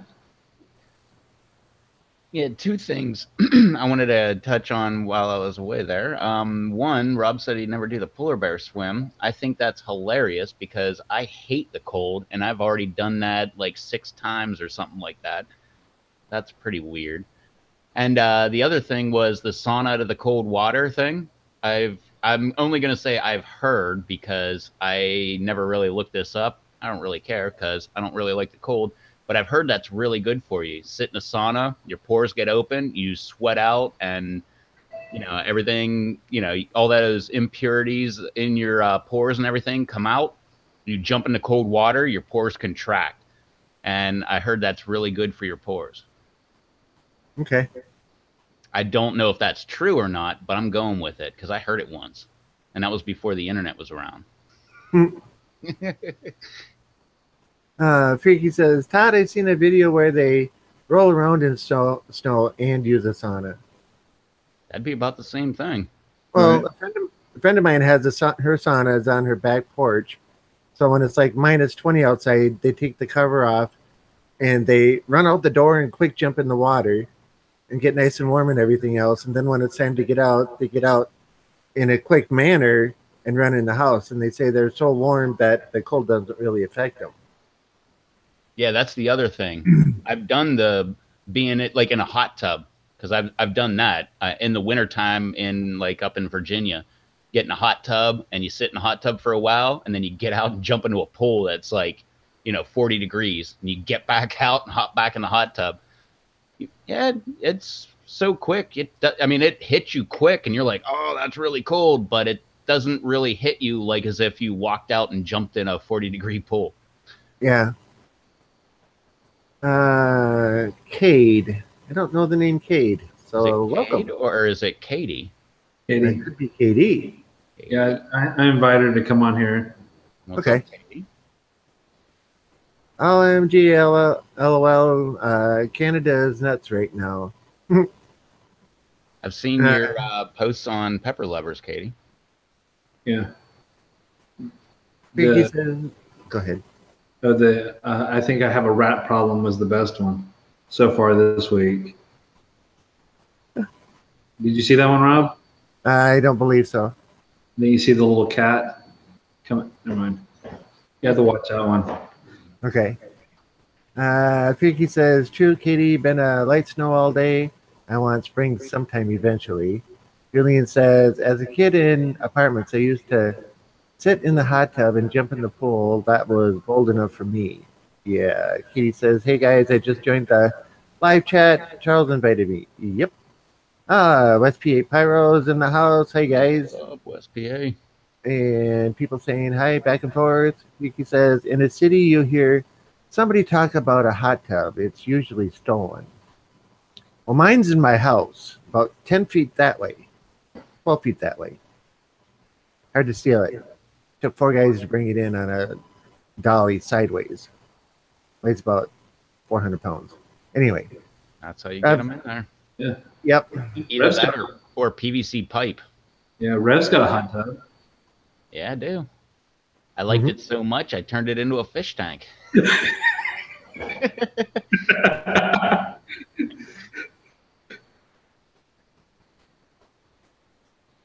Katie says, LOL, rodent infestation. That was my little girl, Tiki. That was great. Freaky says, Todd, don't read this. I missed that, Todd. What was that? What was that? I can't really see the screen from here. Yeah, I'm moving on to Katie says, and by the way, my name is Susie. So Katie is Susie, so Susie will try and remember that one. Otherwise, remind me later. I'm terrible at things. Freaky says, why does I see Katie then? Then what's up, Susie? BD says, Kramer from Seinfeld has a high power hot tub in his apartment too. Yeah, big one that seated what, 8 people? Yeah, I don't know how they got that through the door. They made a movie about that too. Hot tub time machine too, right? Yeah. Actually, there was a couple of them. Yeah. I saw the first one. I didn't even see the first one. The first one was actually really good. Yeah. Especially because Chevy Chase was in there. That blew me away when I saw him. I was like, oh my God. I love that guy. Vicky says, phew, I thought he was going to read that laughing out loud. I was hoping he was going to read that. And He says it's an alias. that. Well, Susie, Revtos TV, believe it or not, that's not my actual name. Weird.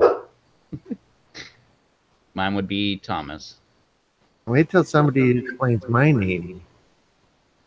Who knows what your name is? There's like so many of them. Jeff, Todd, Rob. Double D.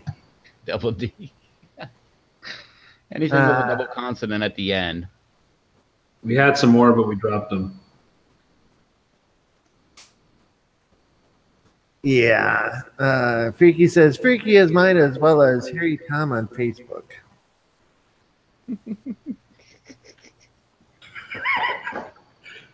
And Susie says, hi, Thomas. Howdy. Here's my baby. What's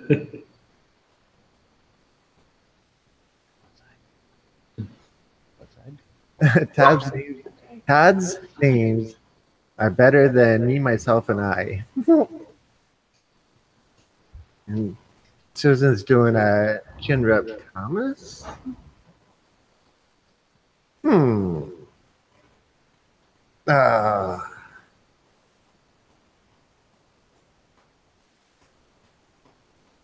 So, how many plants or pots did you get done, Charles? 4. 4 big ones? For what? I mean, what was the question again? How many pots did you get done? Billing? Yeah, your bags. Oh, I haven't done that yet. That's next month. Oh, I thought you were going to start that this month. Maybe. Depends on how I feel.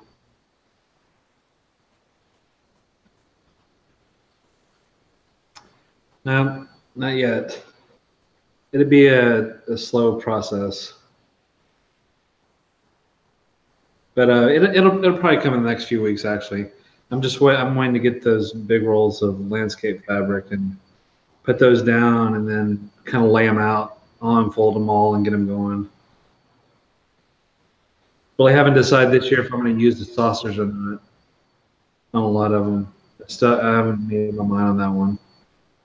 For one, I don't want to buy 100 more saucers at $1 a piece. I don't want to spend $100. I don't think on saucers. Because I mean they're on drip anyway, so they're going to get watered whenever I want. So it's not like that they're holding the moisture in for the saucer to go and go back to do the wick. I mean, I don't think it really is going to matter in my situation. Okay. So. But if something's sitting right up against the fabric, is it going to wick it out and keep wicking it out and dry the soil out too much? Well, that'd be all right. Like I said, it's on drip, so that'd be fine. It'll go through. I think they'll be all right. Because I know definitely there's no saucer for a 65 gallon. So, or you beat 500. Well, the 500 is just to hold my soil. Okay. That is just to hold all the compost. That was just something that I got a hell of a deal on Amazon on Black Friday.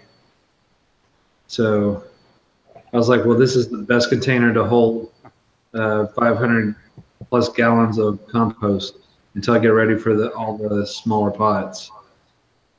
So that I've never intended to use that, just to hold it. That's it.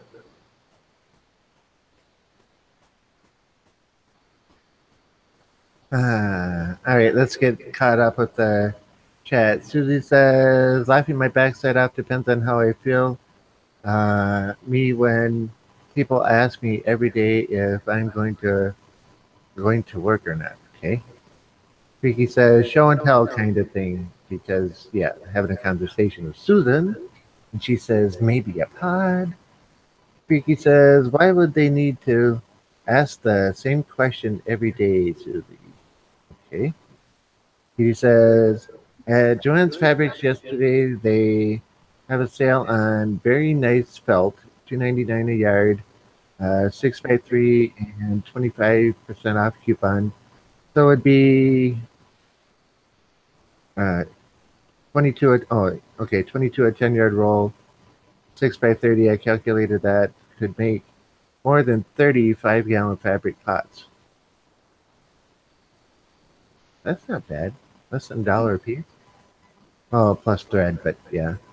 Right. Because I'm not a morning person, laughing out loud. Freaky says, dang, be right back. Forgot the kettle. Uh-oh. Probably boiled over or boiled away. Freaky also says, I'm a morning person until I got to bed at 3 a.m. I go to bed at 3 a.m. almost every night. Sometimes later. Susan says, does that felt hold up to the water? Is it cotton or? Susan says, Rev has to go back and read my comment.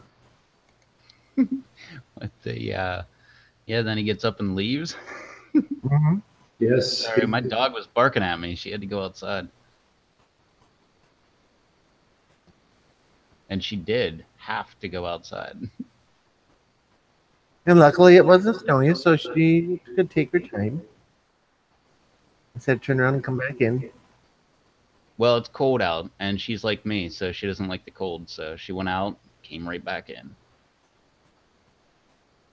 No, if it's snowing, she doesn't even want to go outside and go to the bathroom. Last time it snowed, she didn't go to the bathroom for like a day and a half. It's worrying me. That's not good. That's how much she doesn't like the snow. Ah. She's got short hair. Well, even when I'd give Murph a haircut in the fall and it was short, he'd still go out in it. He'd go Yeah, out but till he shivered and turned around and came back in at that time. But Yeah, but he lived in cold weather. We don't really get cold weather around here. yeah, when I'd see him shiver too much, I got him a sweater. So I'd let him run around in a sweater most of the time. Yeah, and I bought her here. So her parents were raised here too. So like all the genetics were, you know, I don't know. Does it work like that? No, apparently not, because I was born in Pittsburgh and all of my family was from around Pittsburgh for generations and generations, and I hate the cold. So I guess not. I guess it's all personal or Yep. interpersonal. Susan says, I was asking about the material because I used a cotton material for wicking and it fell apart. It was from a t-shirt, but it was thicker. Yeah, because aren't most fabric pots a cotton poly blend or a nylon blend? I could look it up.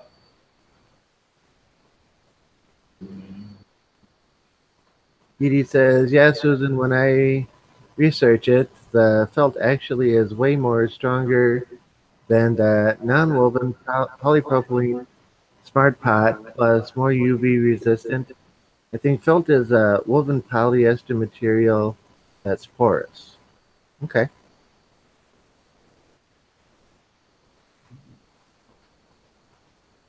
Don't ask me. I don't know. That's why I was talking about using the fabric potting as a or the weed cloth as a fabric pot. Get some of that stuff, and that stuff doesn't seem to fall apart in rain or anything like that. So that would Well, just like looking at certain things, I was looking at like some forum and they're saying I made my own smart pots using materials that they suggest for using under a pond or a pool liner. They said that's even heavier than what's a weed barrier. what stuff? The stuff that goes under like a pool liner. I don't know. The stuff Maybe that someone goes under a saying they're pool making their own liner. smart pots. Stuff that goes under a pool liner is sand. I don't know. That's what I thought. I'm reading whatever this little thing that's supposed to be a I don't vast. know, but what about the what do they call them? Safety covers or the pool covers that have the springs on them and stuff. That's like I don't know what the heck that is, but those things they stand up to the weather really good. I've got a gigantic one too. I forget what it is, like 20 feet by 40 feet or something in the garage. I could definitely make a bunch of smart pots out of that. Going like what JT has on his dilemma, should I DIY or should I buy? For me, I'm going to buy the pots. Yeah, for me, I'm so cheap. I would make DIY for the win. All right, going back to the chat before I lose it here. Susie says, I live in Winnipeg. Don't talk to me about coal, laughing out loud. Won't be able to plant my peppers until June. Well, you can plant them now and keep them in the house and then put them outside in June. Oh, she's got plenty. Yeah. She's got rows and rows on one of those chrome racks. And if you have extras, get in contact with JT Bear. He's I don't know how far outside of Winnipeg he is, but he's I don't know. I think his closest town is Brandon, but I think that's the opposite of Winnipeg. But yeah, he's up there close to Winnipeg. up in Manitoba. Yeah. I think she was saying that her boss really likes hot peppers, though, or peppers in general. That'd be a lot shorter of a drive. So, So Freaky says your best bet is to use the garden fabric for weed control for pots. And oh, that's a bit later than Ontario, Susie. Susan says, yeah, that landscape fabric will break down. Susie says, Freaky, I don't think the ground thaws until June here. Okay. Ouch. Yeah, usually in April we can start digging here.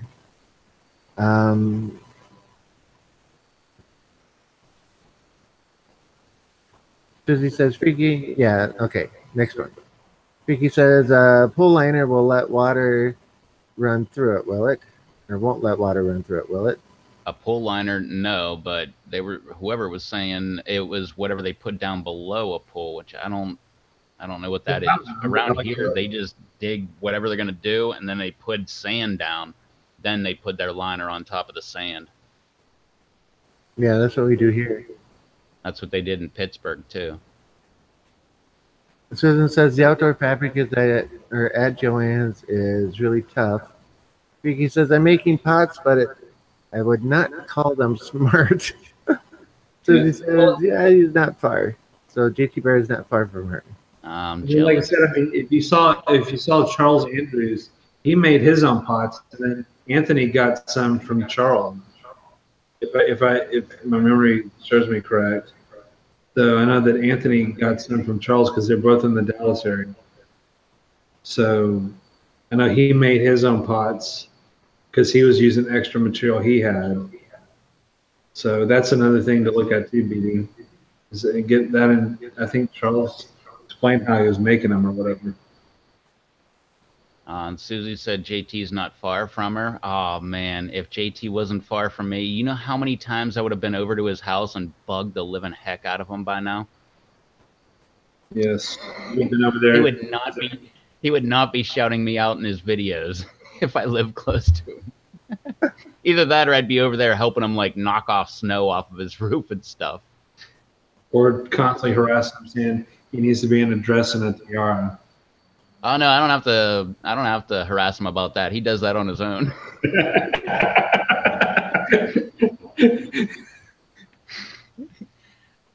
I didn't even have to bring that up to him. He just did it on his own.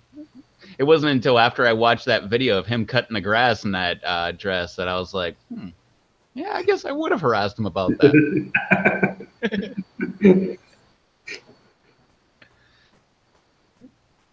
I'll be right back. You can catch up on the chat.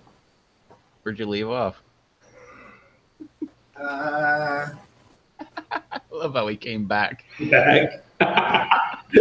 Let's see. Well, Susan, I was thinking about doing a big tutorial. Right about to go off the screen.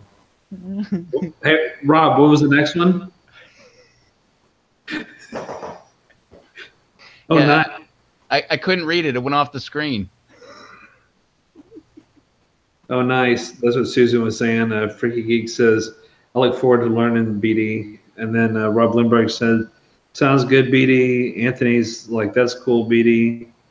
Julian's like, yeah, I'll have to watch that. I have a lot of catching up to do in everyone's video. I've got lots to learn. And believe me, there it is. We're still learning. I learn every day. So yeah, if you're watching my videos, I'm still learning. So I'm not even about to throw down knowledge. I'm just, hey, look, here's something I did. Whoop, that didn't work. Don't do that. So I guess maybe that's learning, but I don't know. You'll see me a year later doing the same thing, and I'll get a comment like, didn't you do that last year? And I'm like, all right, yeah, that failed. Oops. then Susie says, okay, I'm a newbie. What's a pod? Laughing out loud. Susan says Harbor Freight has a big canvas drop cloths. They're pretty heavy duty. Not sure the price, but probably not too. Oh, not too bad. Gotta continue with the sentence. Sorry. BD said, yeah, me and Charles talked about it in Hangouts. Freaky Geek said, next month I'm getting fabric from Home Hardware. They're marked for 10 years. Okay. You mean the weed cloth? Yeah. Pepper? I imagine so, because that stuff, I don't know, it seems to last pretty, quite a long time. I don't want to say a long time, but Julian says a pod's a pepper. So for anyone in the chat who did not know what a pod is, it's a pepper. Katie, a pod can be several things. This is true, Freaky. because Superman left a planet in a bod. In a bod, peppers grow pods. Pod. no, he misspoke. Superman left the planet in a pod, and peppers grow pods. Oh, I got you. It says bod, so I was reading the. I'm sorry, I didn't correct it. I barely ever watch Superman, but I know that. Okay. Susie says, "Freaky, laughing out loud." Yeah, but can't make a pepper out of a coal liner. Haha. It's That's true. very true. Yeah. Freaky. Oh, that is pod, not bod. There it is. Yep. Julian says a few dolphins can be a pod. That's Man, true. we're getting knowledge drop No left kidding. and right here. We're going all kind. Yeah. Freaky Geek says true. Susie. Julian Acosta says orcas too. Yeah. Killer whales in a pod. Which I don't know if this is true or not, but I was listening to a guy that used to train orcas, and he said that because the orcas are killer whales, right? Yeah. Yeah, he said that there has never been a reported orca attack on a human ever. I'm sure ever is a bad statement, but I'm sure in recent history, meaning like the last 100 years, that could be true. But I never heard that before. Or I'm sorry, only in captivity do you ever hear of an orca attacking a human. But in the wild, there's never been a reported orca attack. Did you ever watch the movie Orca No. with Richard Harrison? Mm-mm. Right. Anyway, that's 70s still. The Freakies, thanks, Julian. Writing pod instead of pod threw me off. BD said the cool thing is that when my pods get on some plants, I could do some pepper boxes and put a homemade folded BD pod in there too. Well, that's true. You could do that. You would have to probably use a medium flat rate box though. So, but I mean, I seriously doubt you're going to get in a single flat rate. Oh, sorry. Susan says that's sweet, BD, and then BD's thumbs up. Freaky said, "Look forward to the videos, BD." So do I, actually. Yeah. Then Freaky's like, "Be right back. I hear a cat." Susan says, "My wheat cloth started cracking when it fell apart." And then only in captivity are orcas assholes. I've heard that because humans are the same way to them. Yeah. Todd wouldn't have read that. Well, yeah, but I'm not Todd. That's just like when Freaky was talking about pussies earlier. The cat. Was talking about? Yeah. Okay. Oh, sorry. Julian said they ate the witnesses. Susie says they have a large limbic system that humans do, so they actually feel more grief than we do. And then Susie also said pretty amazing animals, those orcas. Yes, they are. I'm freaking back. He went tracked a cat, so he's back now. And dolphins. Dolphins are pretty amazing creatures that we don't really understand either. I haven't watched that movie Blackfish yet, but I plan on. I never have watched them. I've heard it's really good. I don't know. Ever since I heard about that movie Blackfish, I plan on never going back to SeaWorld. I've never been to SeaWorld. I've been to SeaWorld in, Sandusky or whatever it is up there in northern Ohio. I've been there in Orlando. Well, we have one in San Antonio. Probably not too far from Julian.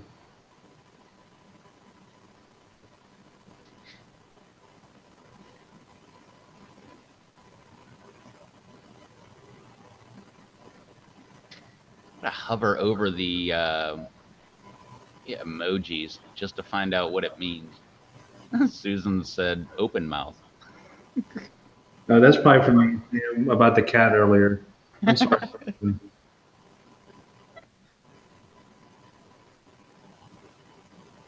And I'm sorry. Who? What?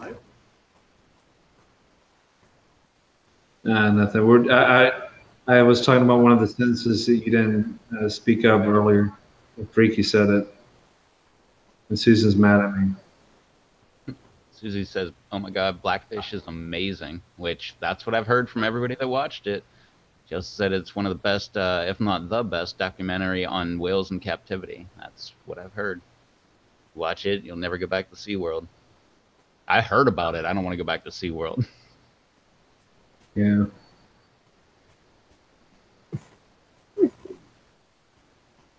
I have a lot more things I like to do with my money than spend it all at SeaWorld. So It's great if you go with kids.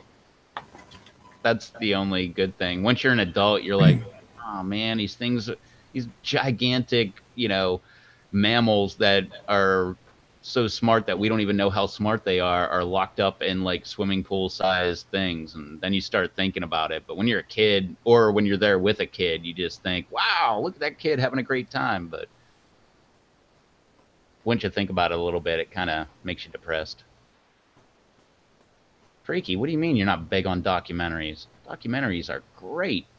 I didn't like documentaries in like the 80s and 90s, but nowadays I'll watch a documentary on anything. I heard about a documentary about a guy that makes sushi that I don't even care about that, but just hearing about it, I'm like, wow, maybe I should watch that.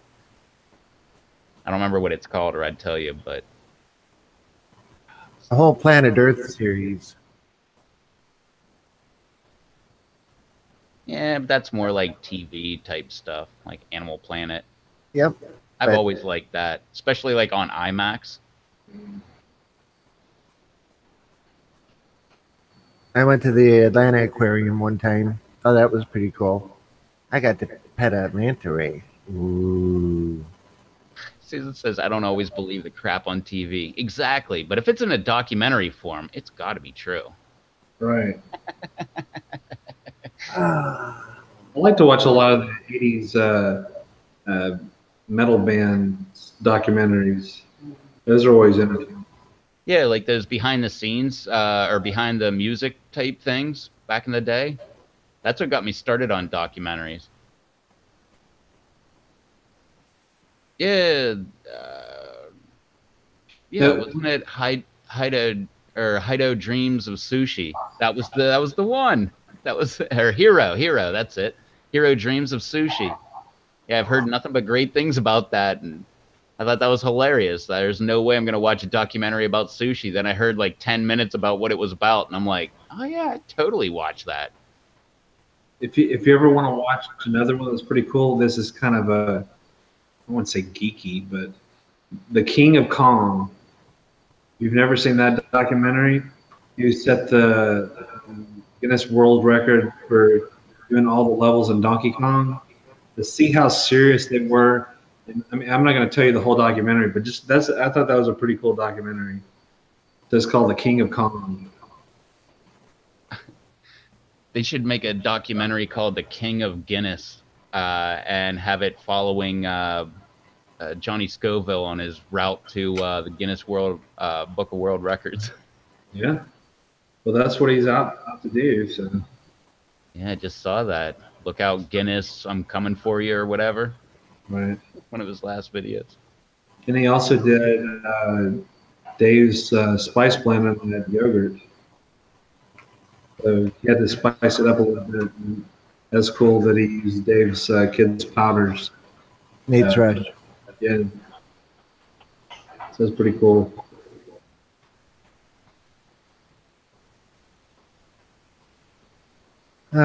Susie says, on another note, I threw out a bunch of germinating seeds because I thought there was mold. Turns out to be mycelium, and apparently it's good for peppers. Arrgh. Wait, Susan said I don't go to SeaWorld even though it's close to me, but my friends are higher up there and said that Blackfish, a lot of Blackfish is not true. Um, I haven't watched Blackfish yet, but wasn't I thought Blackfish was about the Canadian SeaWorld. I forget what it's called. Marine World.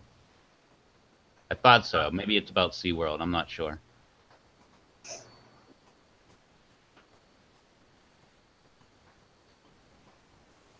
Freaky says, Reb, is that the guy who travels to drink beer? What? Hero Dreams of Sushi? I don't have a clue. Are you asking me to start a documentary about myself? I'm on my way to Toronto. I bet they've got great beer there. Now I'm on my way to San Antonio. Well, like the Food Network show Feasting on Asphalt, you could change it to Drinking on Asphalt. A documentary running as you travel from town to town, drinking the local micro beers or whatever they call them. Yeah. San Antonio's got a lot of them. My favorite out of San Antonio is Freetail. And yes, it does have bats on it.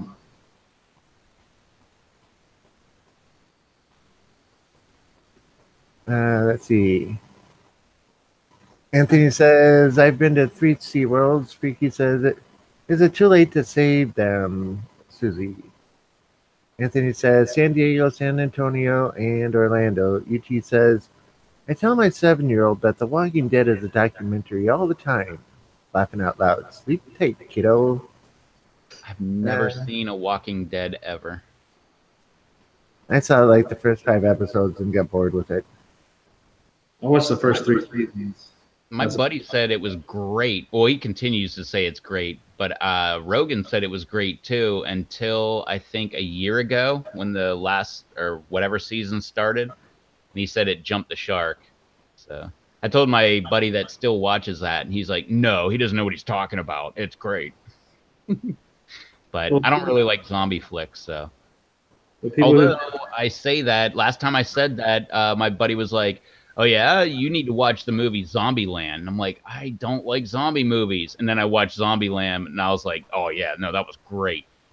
I like anything that has Woody Harrelson in it. Yeah, I watched that yesterday. Oh really? That movie's great, man. Where he's all mad about the Twinkies, snowballs. Oh, yeah. Well, my favorite is about the clown at the end. Oh God, look at this clown.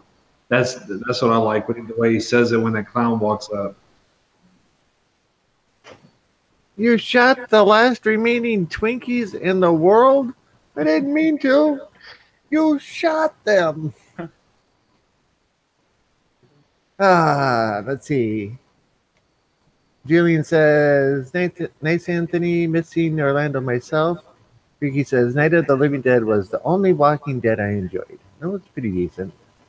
Susie says, Night of the Living Dead, I believe, was filmed on my mom's friend's grandfather's farm, which I believe is right next to, if I'm remembering this correctly, is right next to a town, I can't remember what town it is in Pennsylvania, where a dam broke and it flooded the entire town. And now when you go there, you can look from the top where you can walk around and look down into the water and see church steeples like sticking up like 10 feet below the surface of the water and stuff like that. Like they have it all. I always meant to go there a bunch of different times, but me and a bunch of friends, in the middle of the night, that way it's even scarier and stuff. But they have like cops that patrol it and everything, and we never actually made it out there. Can't remember where that is. I'm sure if you Google dam broke in Pennsylvania and flooded town, I'm sure that'll pop it up, but. Let's look. To the information site that may or may not be true. I know, Susie, in real life, yeah. Woke up to a zombie that way. You've never woken up beside a woman that Yeah. Looks like a zombie until coffee. Yep. Vicky says, nope, won't watch that. Zombie Land. Don't sound scary. It's not scary, and that's why I liked it. Yeah, I don't really get scared by zombie movies. I just don't think that I don't like them. So was it Johnstown? Yeah, the Johnstown flood, I think. Yeah. I think it was like the next town over's dam that broke or whatever, and then it flooded. Southport. Was it Southport? I could be. I don't know. It's been a long time since I lived in Pittsburgh. It snowed there a lot, so I got the heck out of there. Yeah, so it's like Southport, East Conemaugh. Conemaugh? Conemaugh. Yeah. Yeah, I used to live, I think, an hour from there, something like that.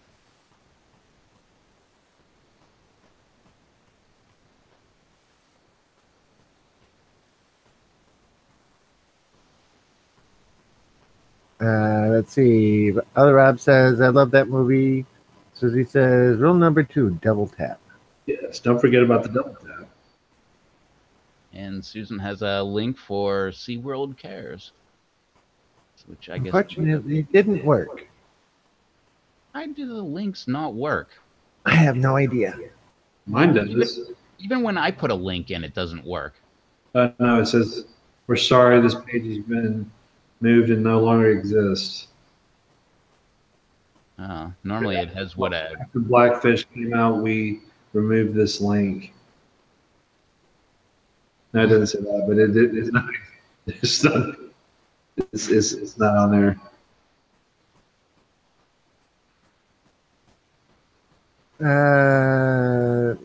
Other Rob says, I watched The Burbs yesterday. I hadn't seen it in a while, but I love that movie.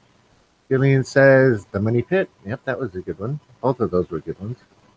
Ricky says, Link worked for me. And Julian says, when the tub falls through the floor, that snapped laugh. I don't know that one. Tub fell through the floor? The Burbs, when they're on the fence, and then he goes, Red Rover, let Art jump on over. When they're trying to go in the Klopex yard or whatever. It's just funny when they all have. I don't know. I like that movie too. I know Julian's talking about The Money Pit. Oh, yeah, that was hilarious. And they fill up the tub and it just falls right through the floor. I love The Money Pit. That was a great movie. Yep. Just 2 more weeks. We'll be done in 2 weeks. Just 2 more weeks. The contractor was building the house. Yeah, 2 more weeks. Vicky says, Julian was somebody in the tub when it fell. No, Shelly had just gotten, she sat on the edge of it, got up and walked away and heard a cracking noise, and then the tub fell.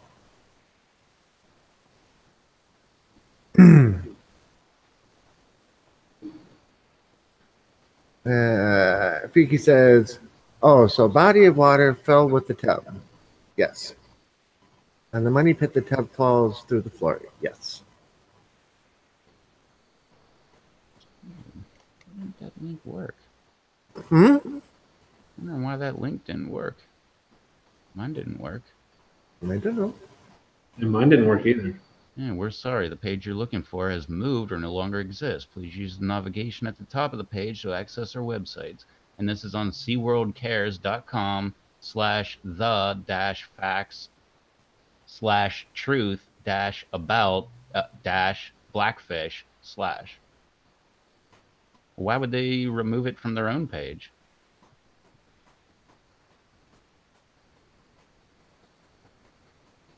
I don't know.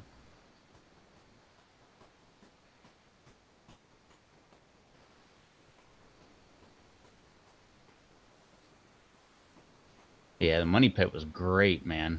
Any movie back in the day that's a comedy with Tom Hanks was a great movie. Bachelor Party. Have fun at your shower. Use soap.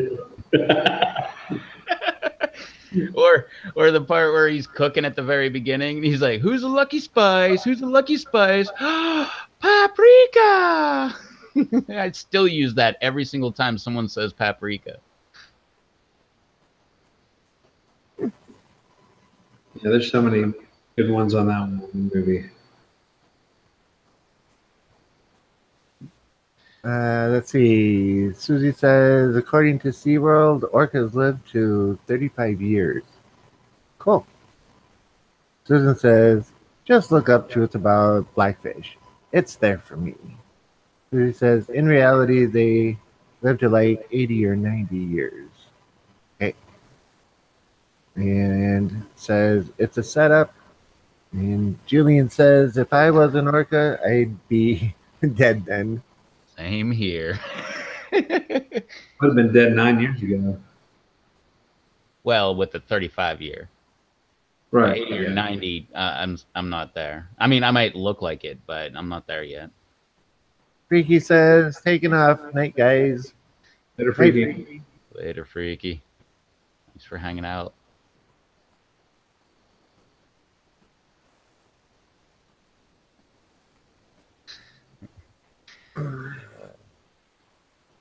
I was doing the math the other day, and I figured out that my little puppy is older than me. If you actually do the dog years to human years conversion. Oh, yeah. Yeah, no wonder she likes sleeping so much. Oh, yeah.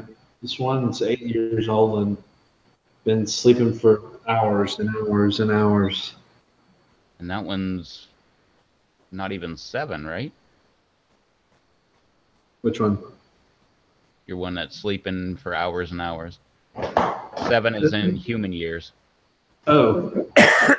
Oh, no. 8. Oh, no, that one's older. Yeah, that's my Frenchie. She's 8. Oh, well, yeah, that's about what mine is. She's old. You see her little gray beard coming in. Well, think about Murph at 13. Yeah, mine was 14. That's an old dog. Mm-hmm. Well, I mean, my dog, she's like 8, so that's like 42. I thought it was 7 years. For 7 human. years per? Yeah, so that'd be 6 56. times 8 is 42, right? 7 times 8 is 56. Oh, yeah. Wow, my dog's way older than me then. Okay. My dog's like as old as Rob.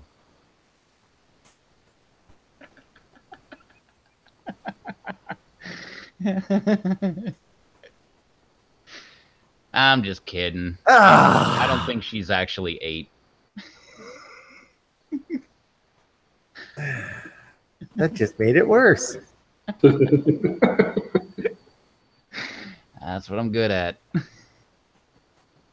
Let's see. Susie says, Susan, statistics of orcas in the wild. I don't study them personally. And Julian says, my Shih Tzu is a 35-year-old dude. No wonder he hates the puppy.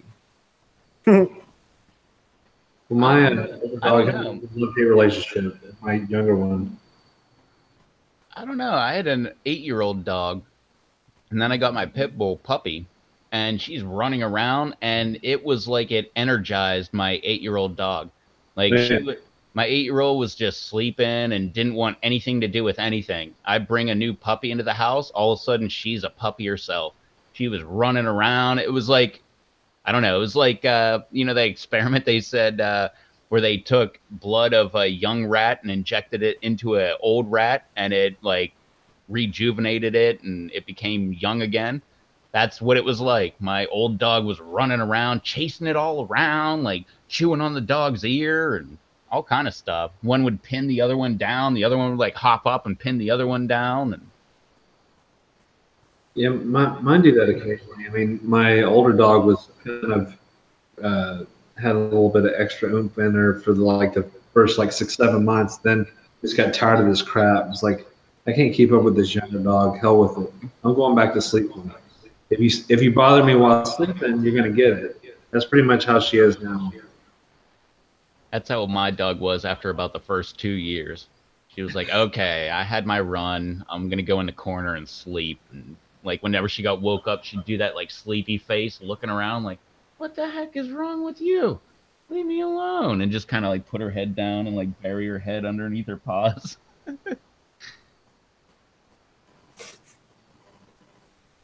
Ah.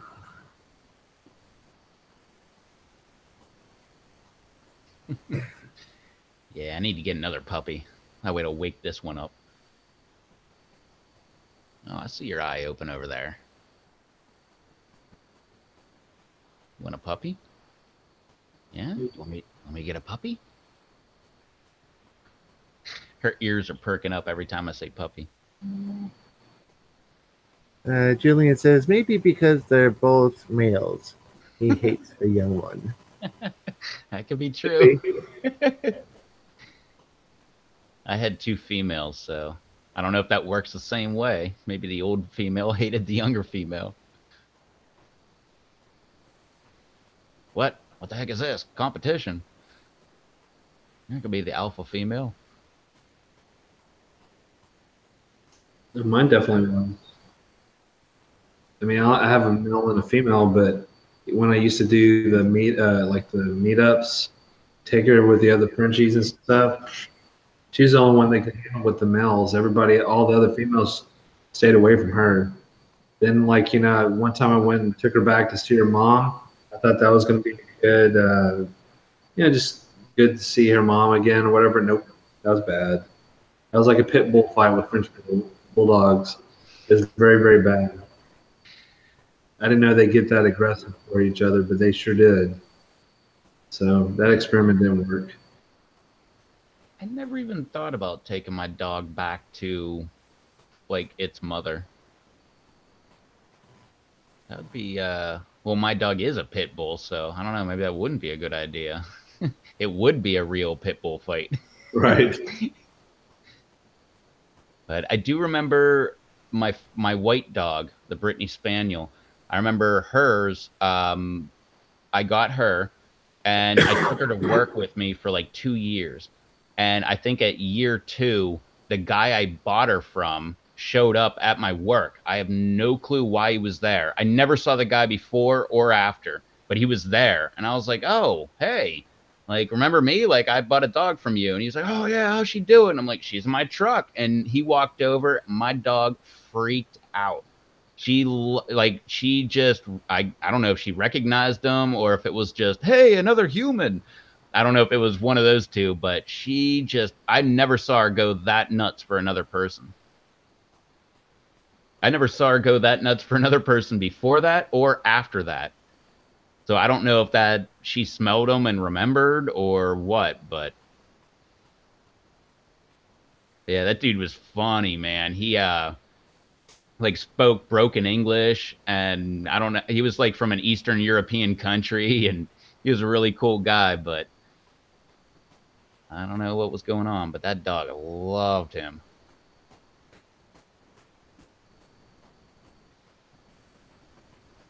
Yes, and I agree with those, Susie. Females are usually the worst. They are. That's as far as being. I don't know. See, I'm the opposite. I've always had bad luck with males. I've had a male dog before. I've had a couple male dogs, but I do not like male dogs. I'd much rather have a female dog. And I Julian's. have no preference. I don't think. I don't think they remember each other. No, I don't think they remember each other either. They might by scent. Man, I don't know. Maybe. I don't know. Susie says they remember. Yeah. And Julian says we tend to humanize things, but I don't think they work like that. Or I don't think they work like that, right? Yeah, no. Maybe she was just excited to see somebody. Might not have been she recognizes who that guy was. Maybe she was just like, "Hey, a human." So actually, I never put any of that together until tonight, so that's a good point, Susie. thinks male dogs with women are better and female dogs with men are better. Could be. I've only had female dogs, and they've been really good for me. I've heard that before. Someone told me that before. I don't remember I heard that. Well, I have both.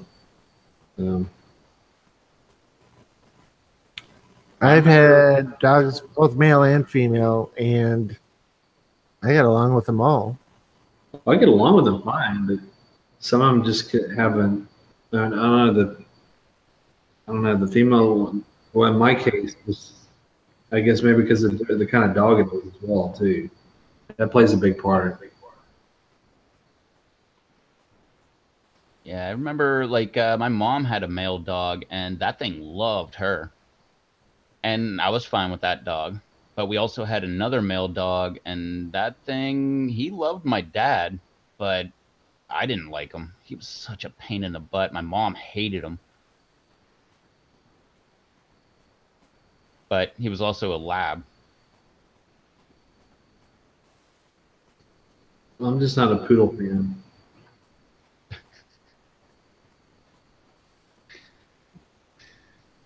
We had a running joke at the work where we worked, because we would have to go into vacation houses and people would bring their dogs. And the only dog that we went into houses with pit bulls, mastiffs, bulldogs, you name all these scary, scary dogs that people were afraid of and everything. The only person that ever got bit was my boss, and he got bit by a poodle. Well, poodles are like the second or third highest intelligent dog. I mean, they're way up there. Well, then maybe that makes sense. I mean, maybe the dog should have bit my boss. Yeah, they're like, I don't know, 3 or 4 probably. Because I know border collie's the smartest, and then it's I forgot what's number 2. But I know poodle's way up there. Susie says the female dogs get along well with the men until the man says something she doesn't like. And Susan says my female dog is awesome. Wait, female dogs? Oh, wait. Okay, let me think about that. Oh, I mean, mine are fine. They both love me to death. No, I just took it as the female gets along well with men until the man says something she doesn't like. Right. But when you add dog into that, that's a whole different thing.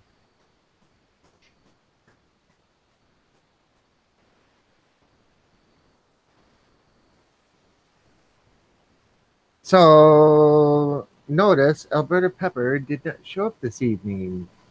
And I'm not sure our audience knows why, but tomorrow is his big day. And tonight's the rehearsal dinner. Yeah. Yes. I didn't expect him to show up. If he would have, I'd be like, what the heck are you doing, man? How are you doing, dude? I'm sure I was going to do a video right after this chat on an update on my Pepper Lab. I was like, you better not be doing that.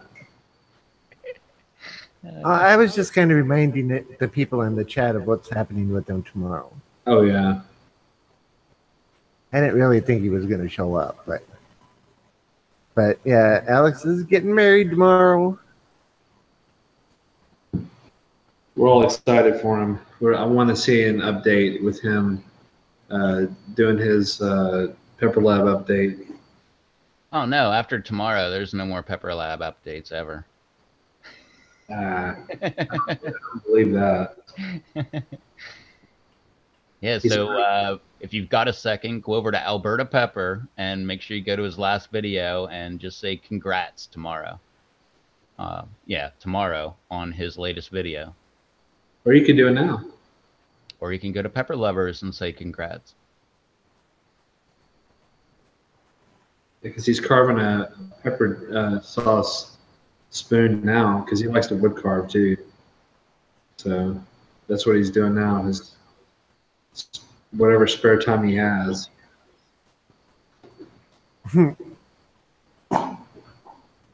Let's see. Julian says we kept a lot of strays over the years. It was like a foreign exchange program. And Susan says we need to be, or they need to be with a name like Poodle. Yeah, they need to be tough. Well, Murph is half poodle, half terrier, but half poodle. And yeah, smart little dog.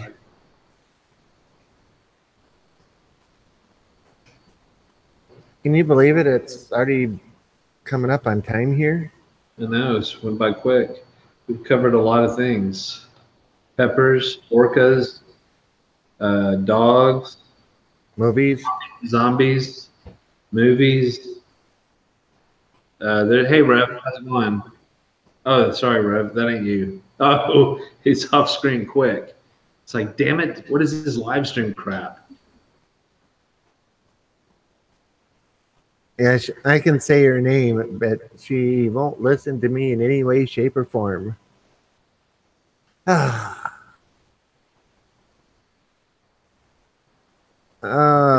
Susie, don't be telling me that. Clocks go forward on Sunday. This is true, and I'm hoping soon that they're going to get rid of this stupid thing. They're talking about it, so I'm hoping we'll be one of them in the future to get rid of this stupid idea that we shouldn't be doing anymore. Yeah. All it does is piss us all off.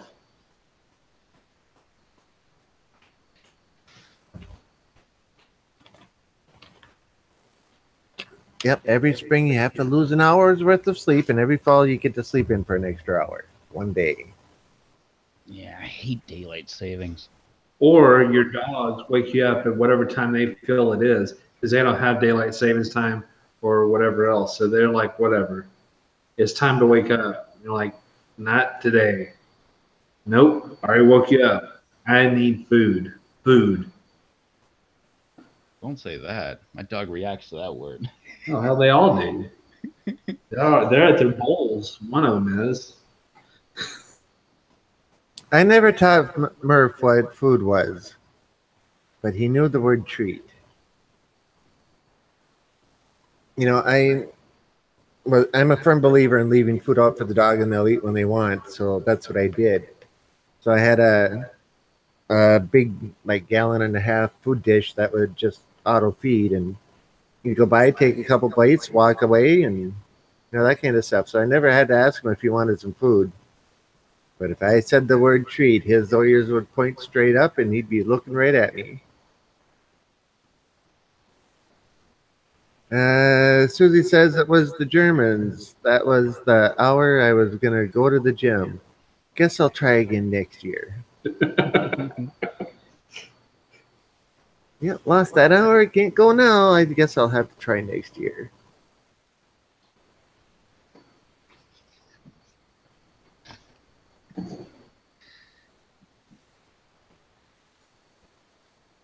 Man, this week already? Yes. This week is done.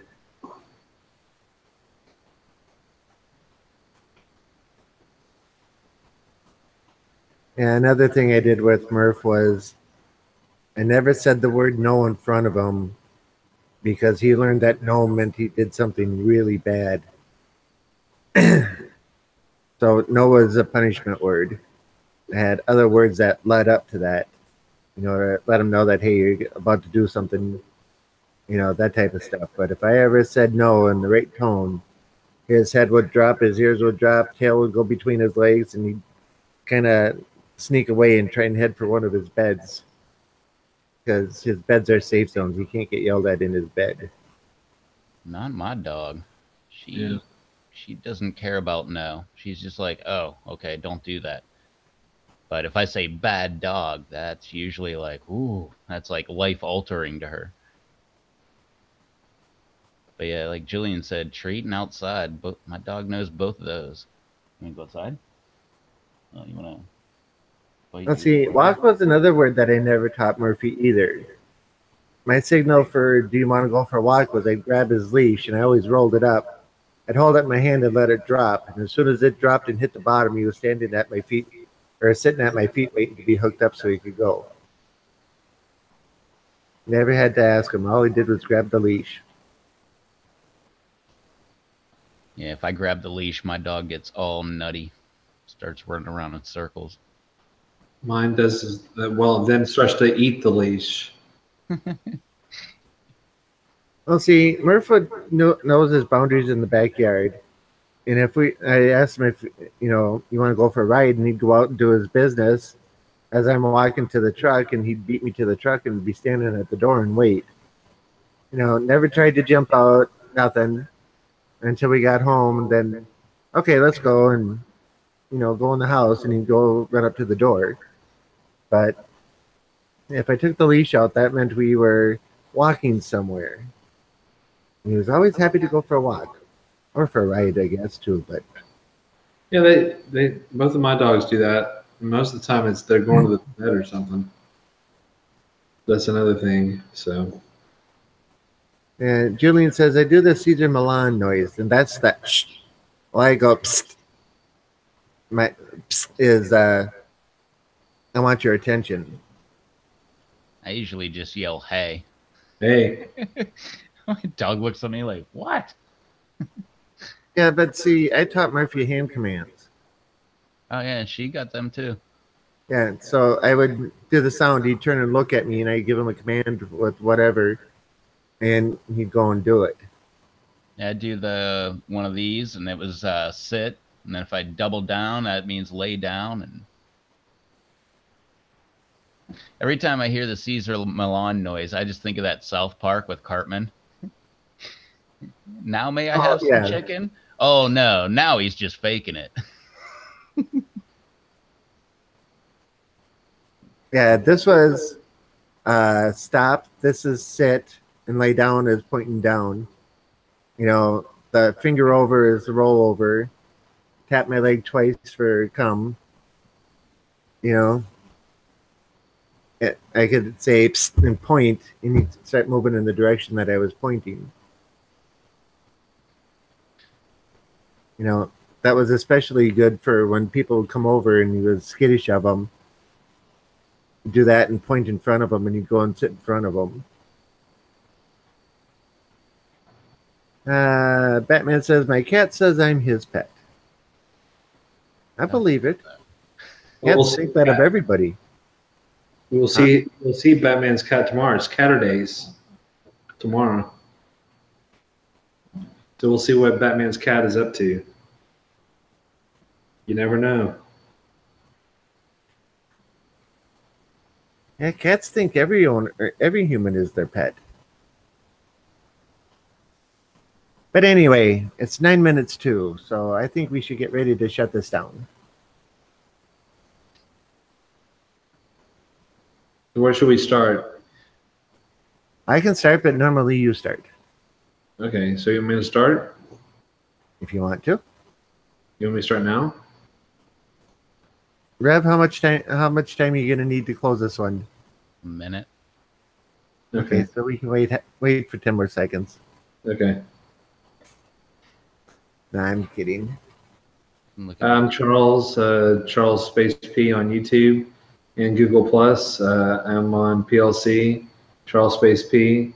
I posted today. I have a couple sauces that I posted on the marketplace, Peppermint Lovers Marketplace. So I got the Strawberry Fury and the Just Peachy. So if you want to give those a try, just shoot me a Hangouts message and I'll get back with you on that. Other than that, just look for my update. I'll probably do that on Sunday with my plants, and we'll be back here on Monday. That's pretty much about it for me. Cool. And Rob Z is my name. You can probably see it down below or somewhere. That's ROBB space Z. Same name on YouTube and PLC. So Google Plus and Google Hangouts.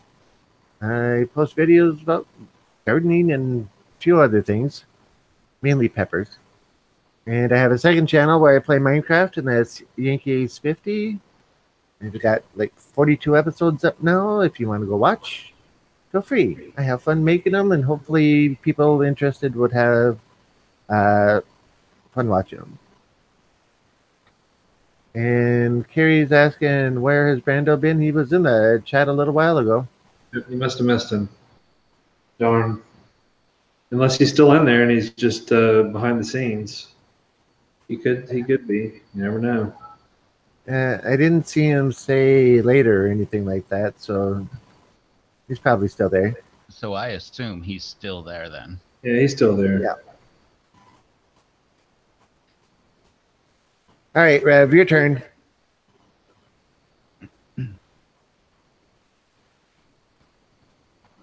Oh no, I'm procrastinating. I still got like 6 minutes, so we're all good.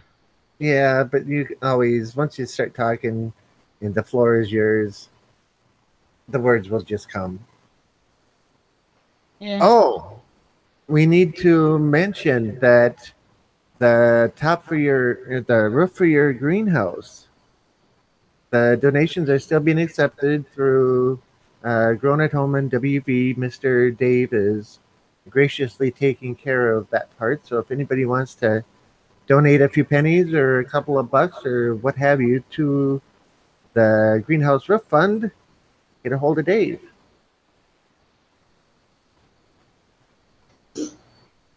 And for those who have donated, I'd like to thank you all very much.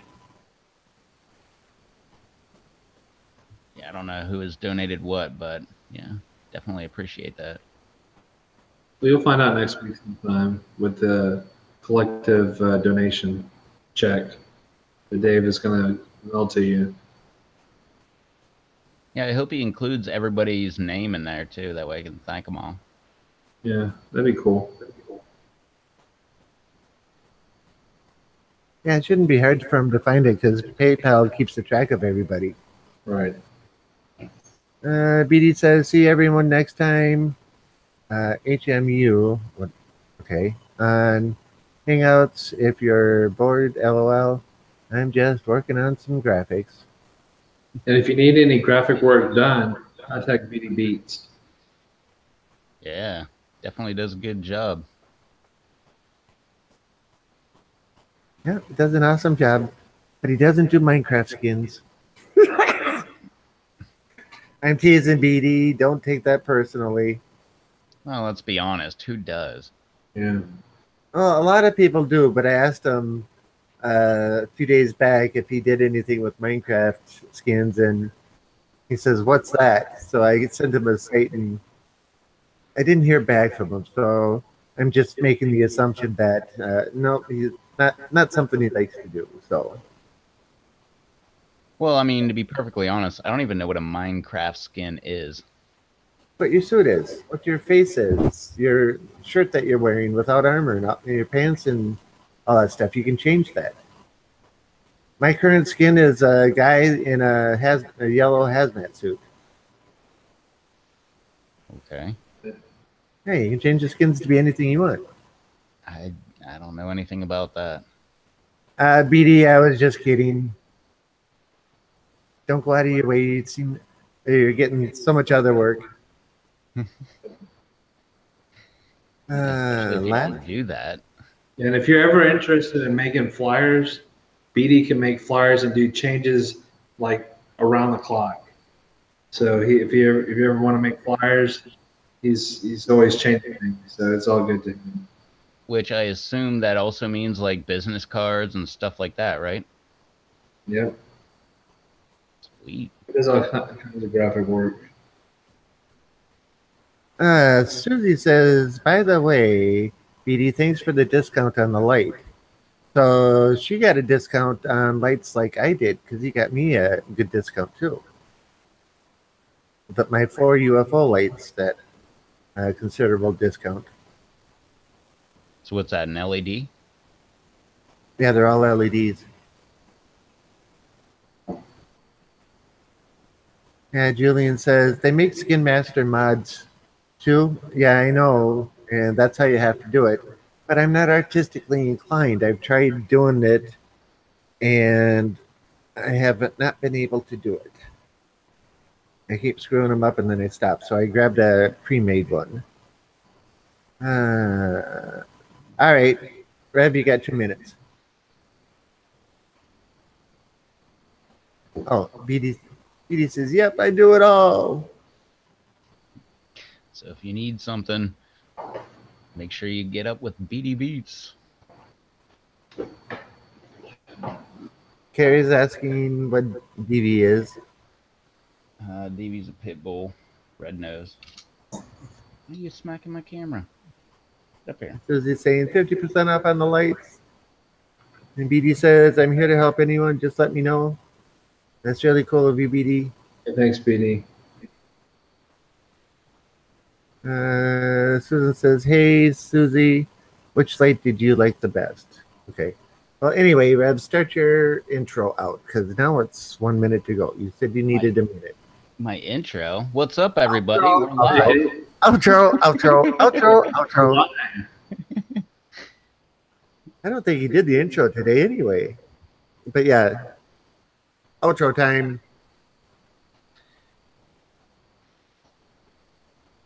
No, that's, I don't know. It's pretty straightforward. You're on my channel, so you know where to find me. Hit that subscribe button. If you like hanging out with us and everything, make sure you hit that thumbs up button. If you want to catch me on any of the social type stuff, check me out on, don't look at me like that, dog. Check me out on the patreon.com/RevToastTV, the Instagram.com/RevToastTV, the Twitter.com/RevTo. And yeah, that's it. Easy. Done. Patreon. I did that. Patreon.com/RevToastTV. Cool. That was the first one he did. You can find me over there, critique me, make fun of me for the amount of content on there, and tell me how I should make it better. Which, do that with all of the different social media stuff, because I suck with them all, so. Yeah, I don't use any of the social medias myself. I don't either. That's why I bring it up. I recently hooked up Twitter to my YouTube. That way, whenever I like a video or whenever I make a new video live, it actually puts a Twitter post up that says, hey, something's happening on my YouTube page. But Instagram doesn't have something like that. Or maybe they do, and I haven't looked into it. Because personally, I really don't care about Instagram. So, yeah. But that's it. So... all right. Well, thanks for hanging out with us, guys. It was great. We'll be back on Monday. So, y'all have a good weekend. Appreciate you hanging out with us. And we'll catch y'all then. Later. See y'all. Bye. See you later.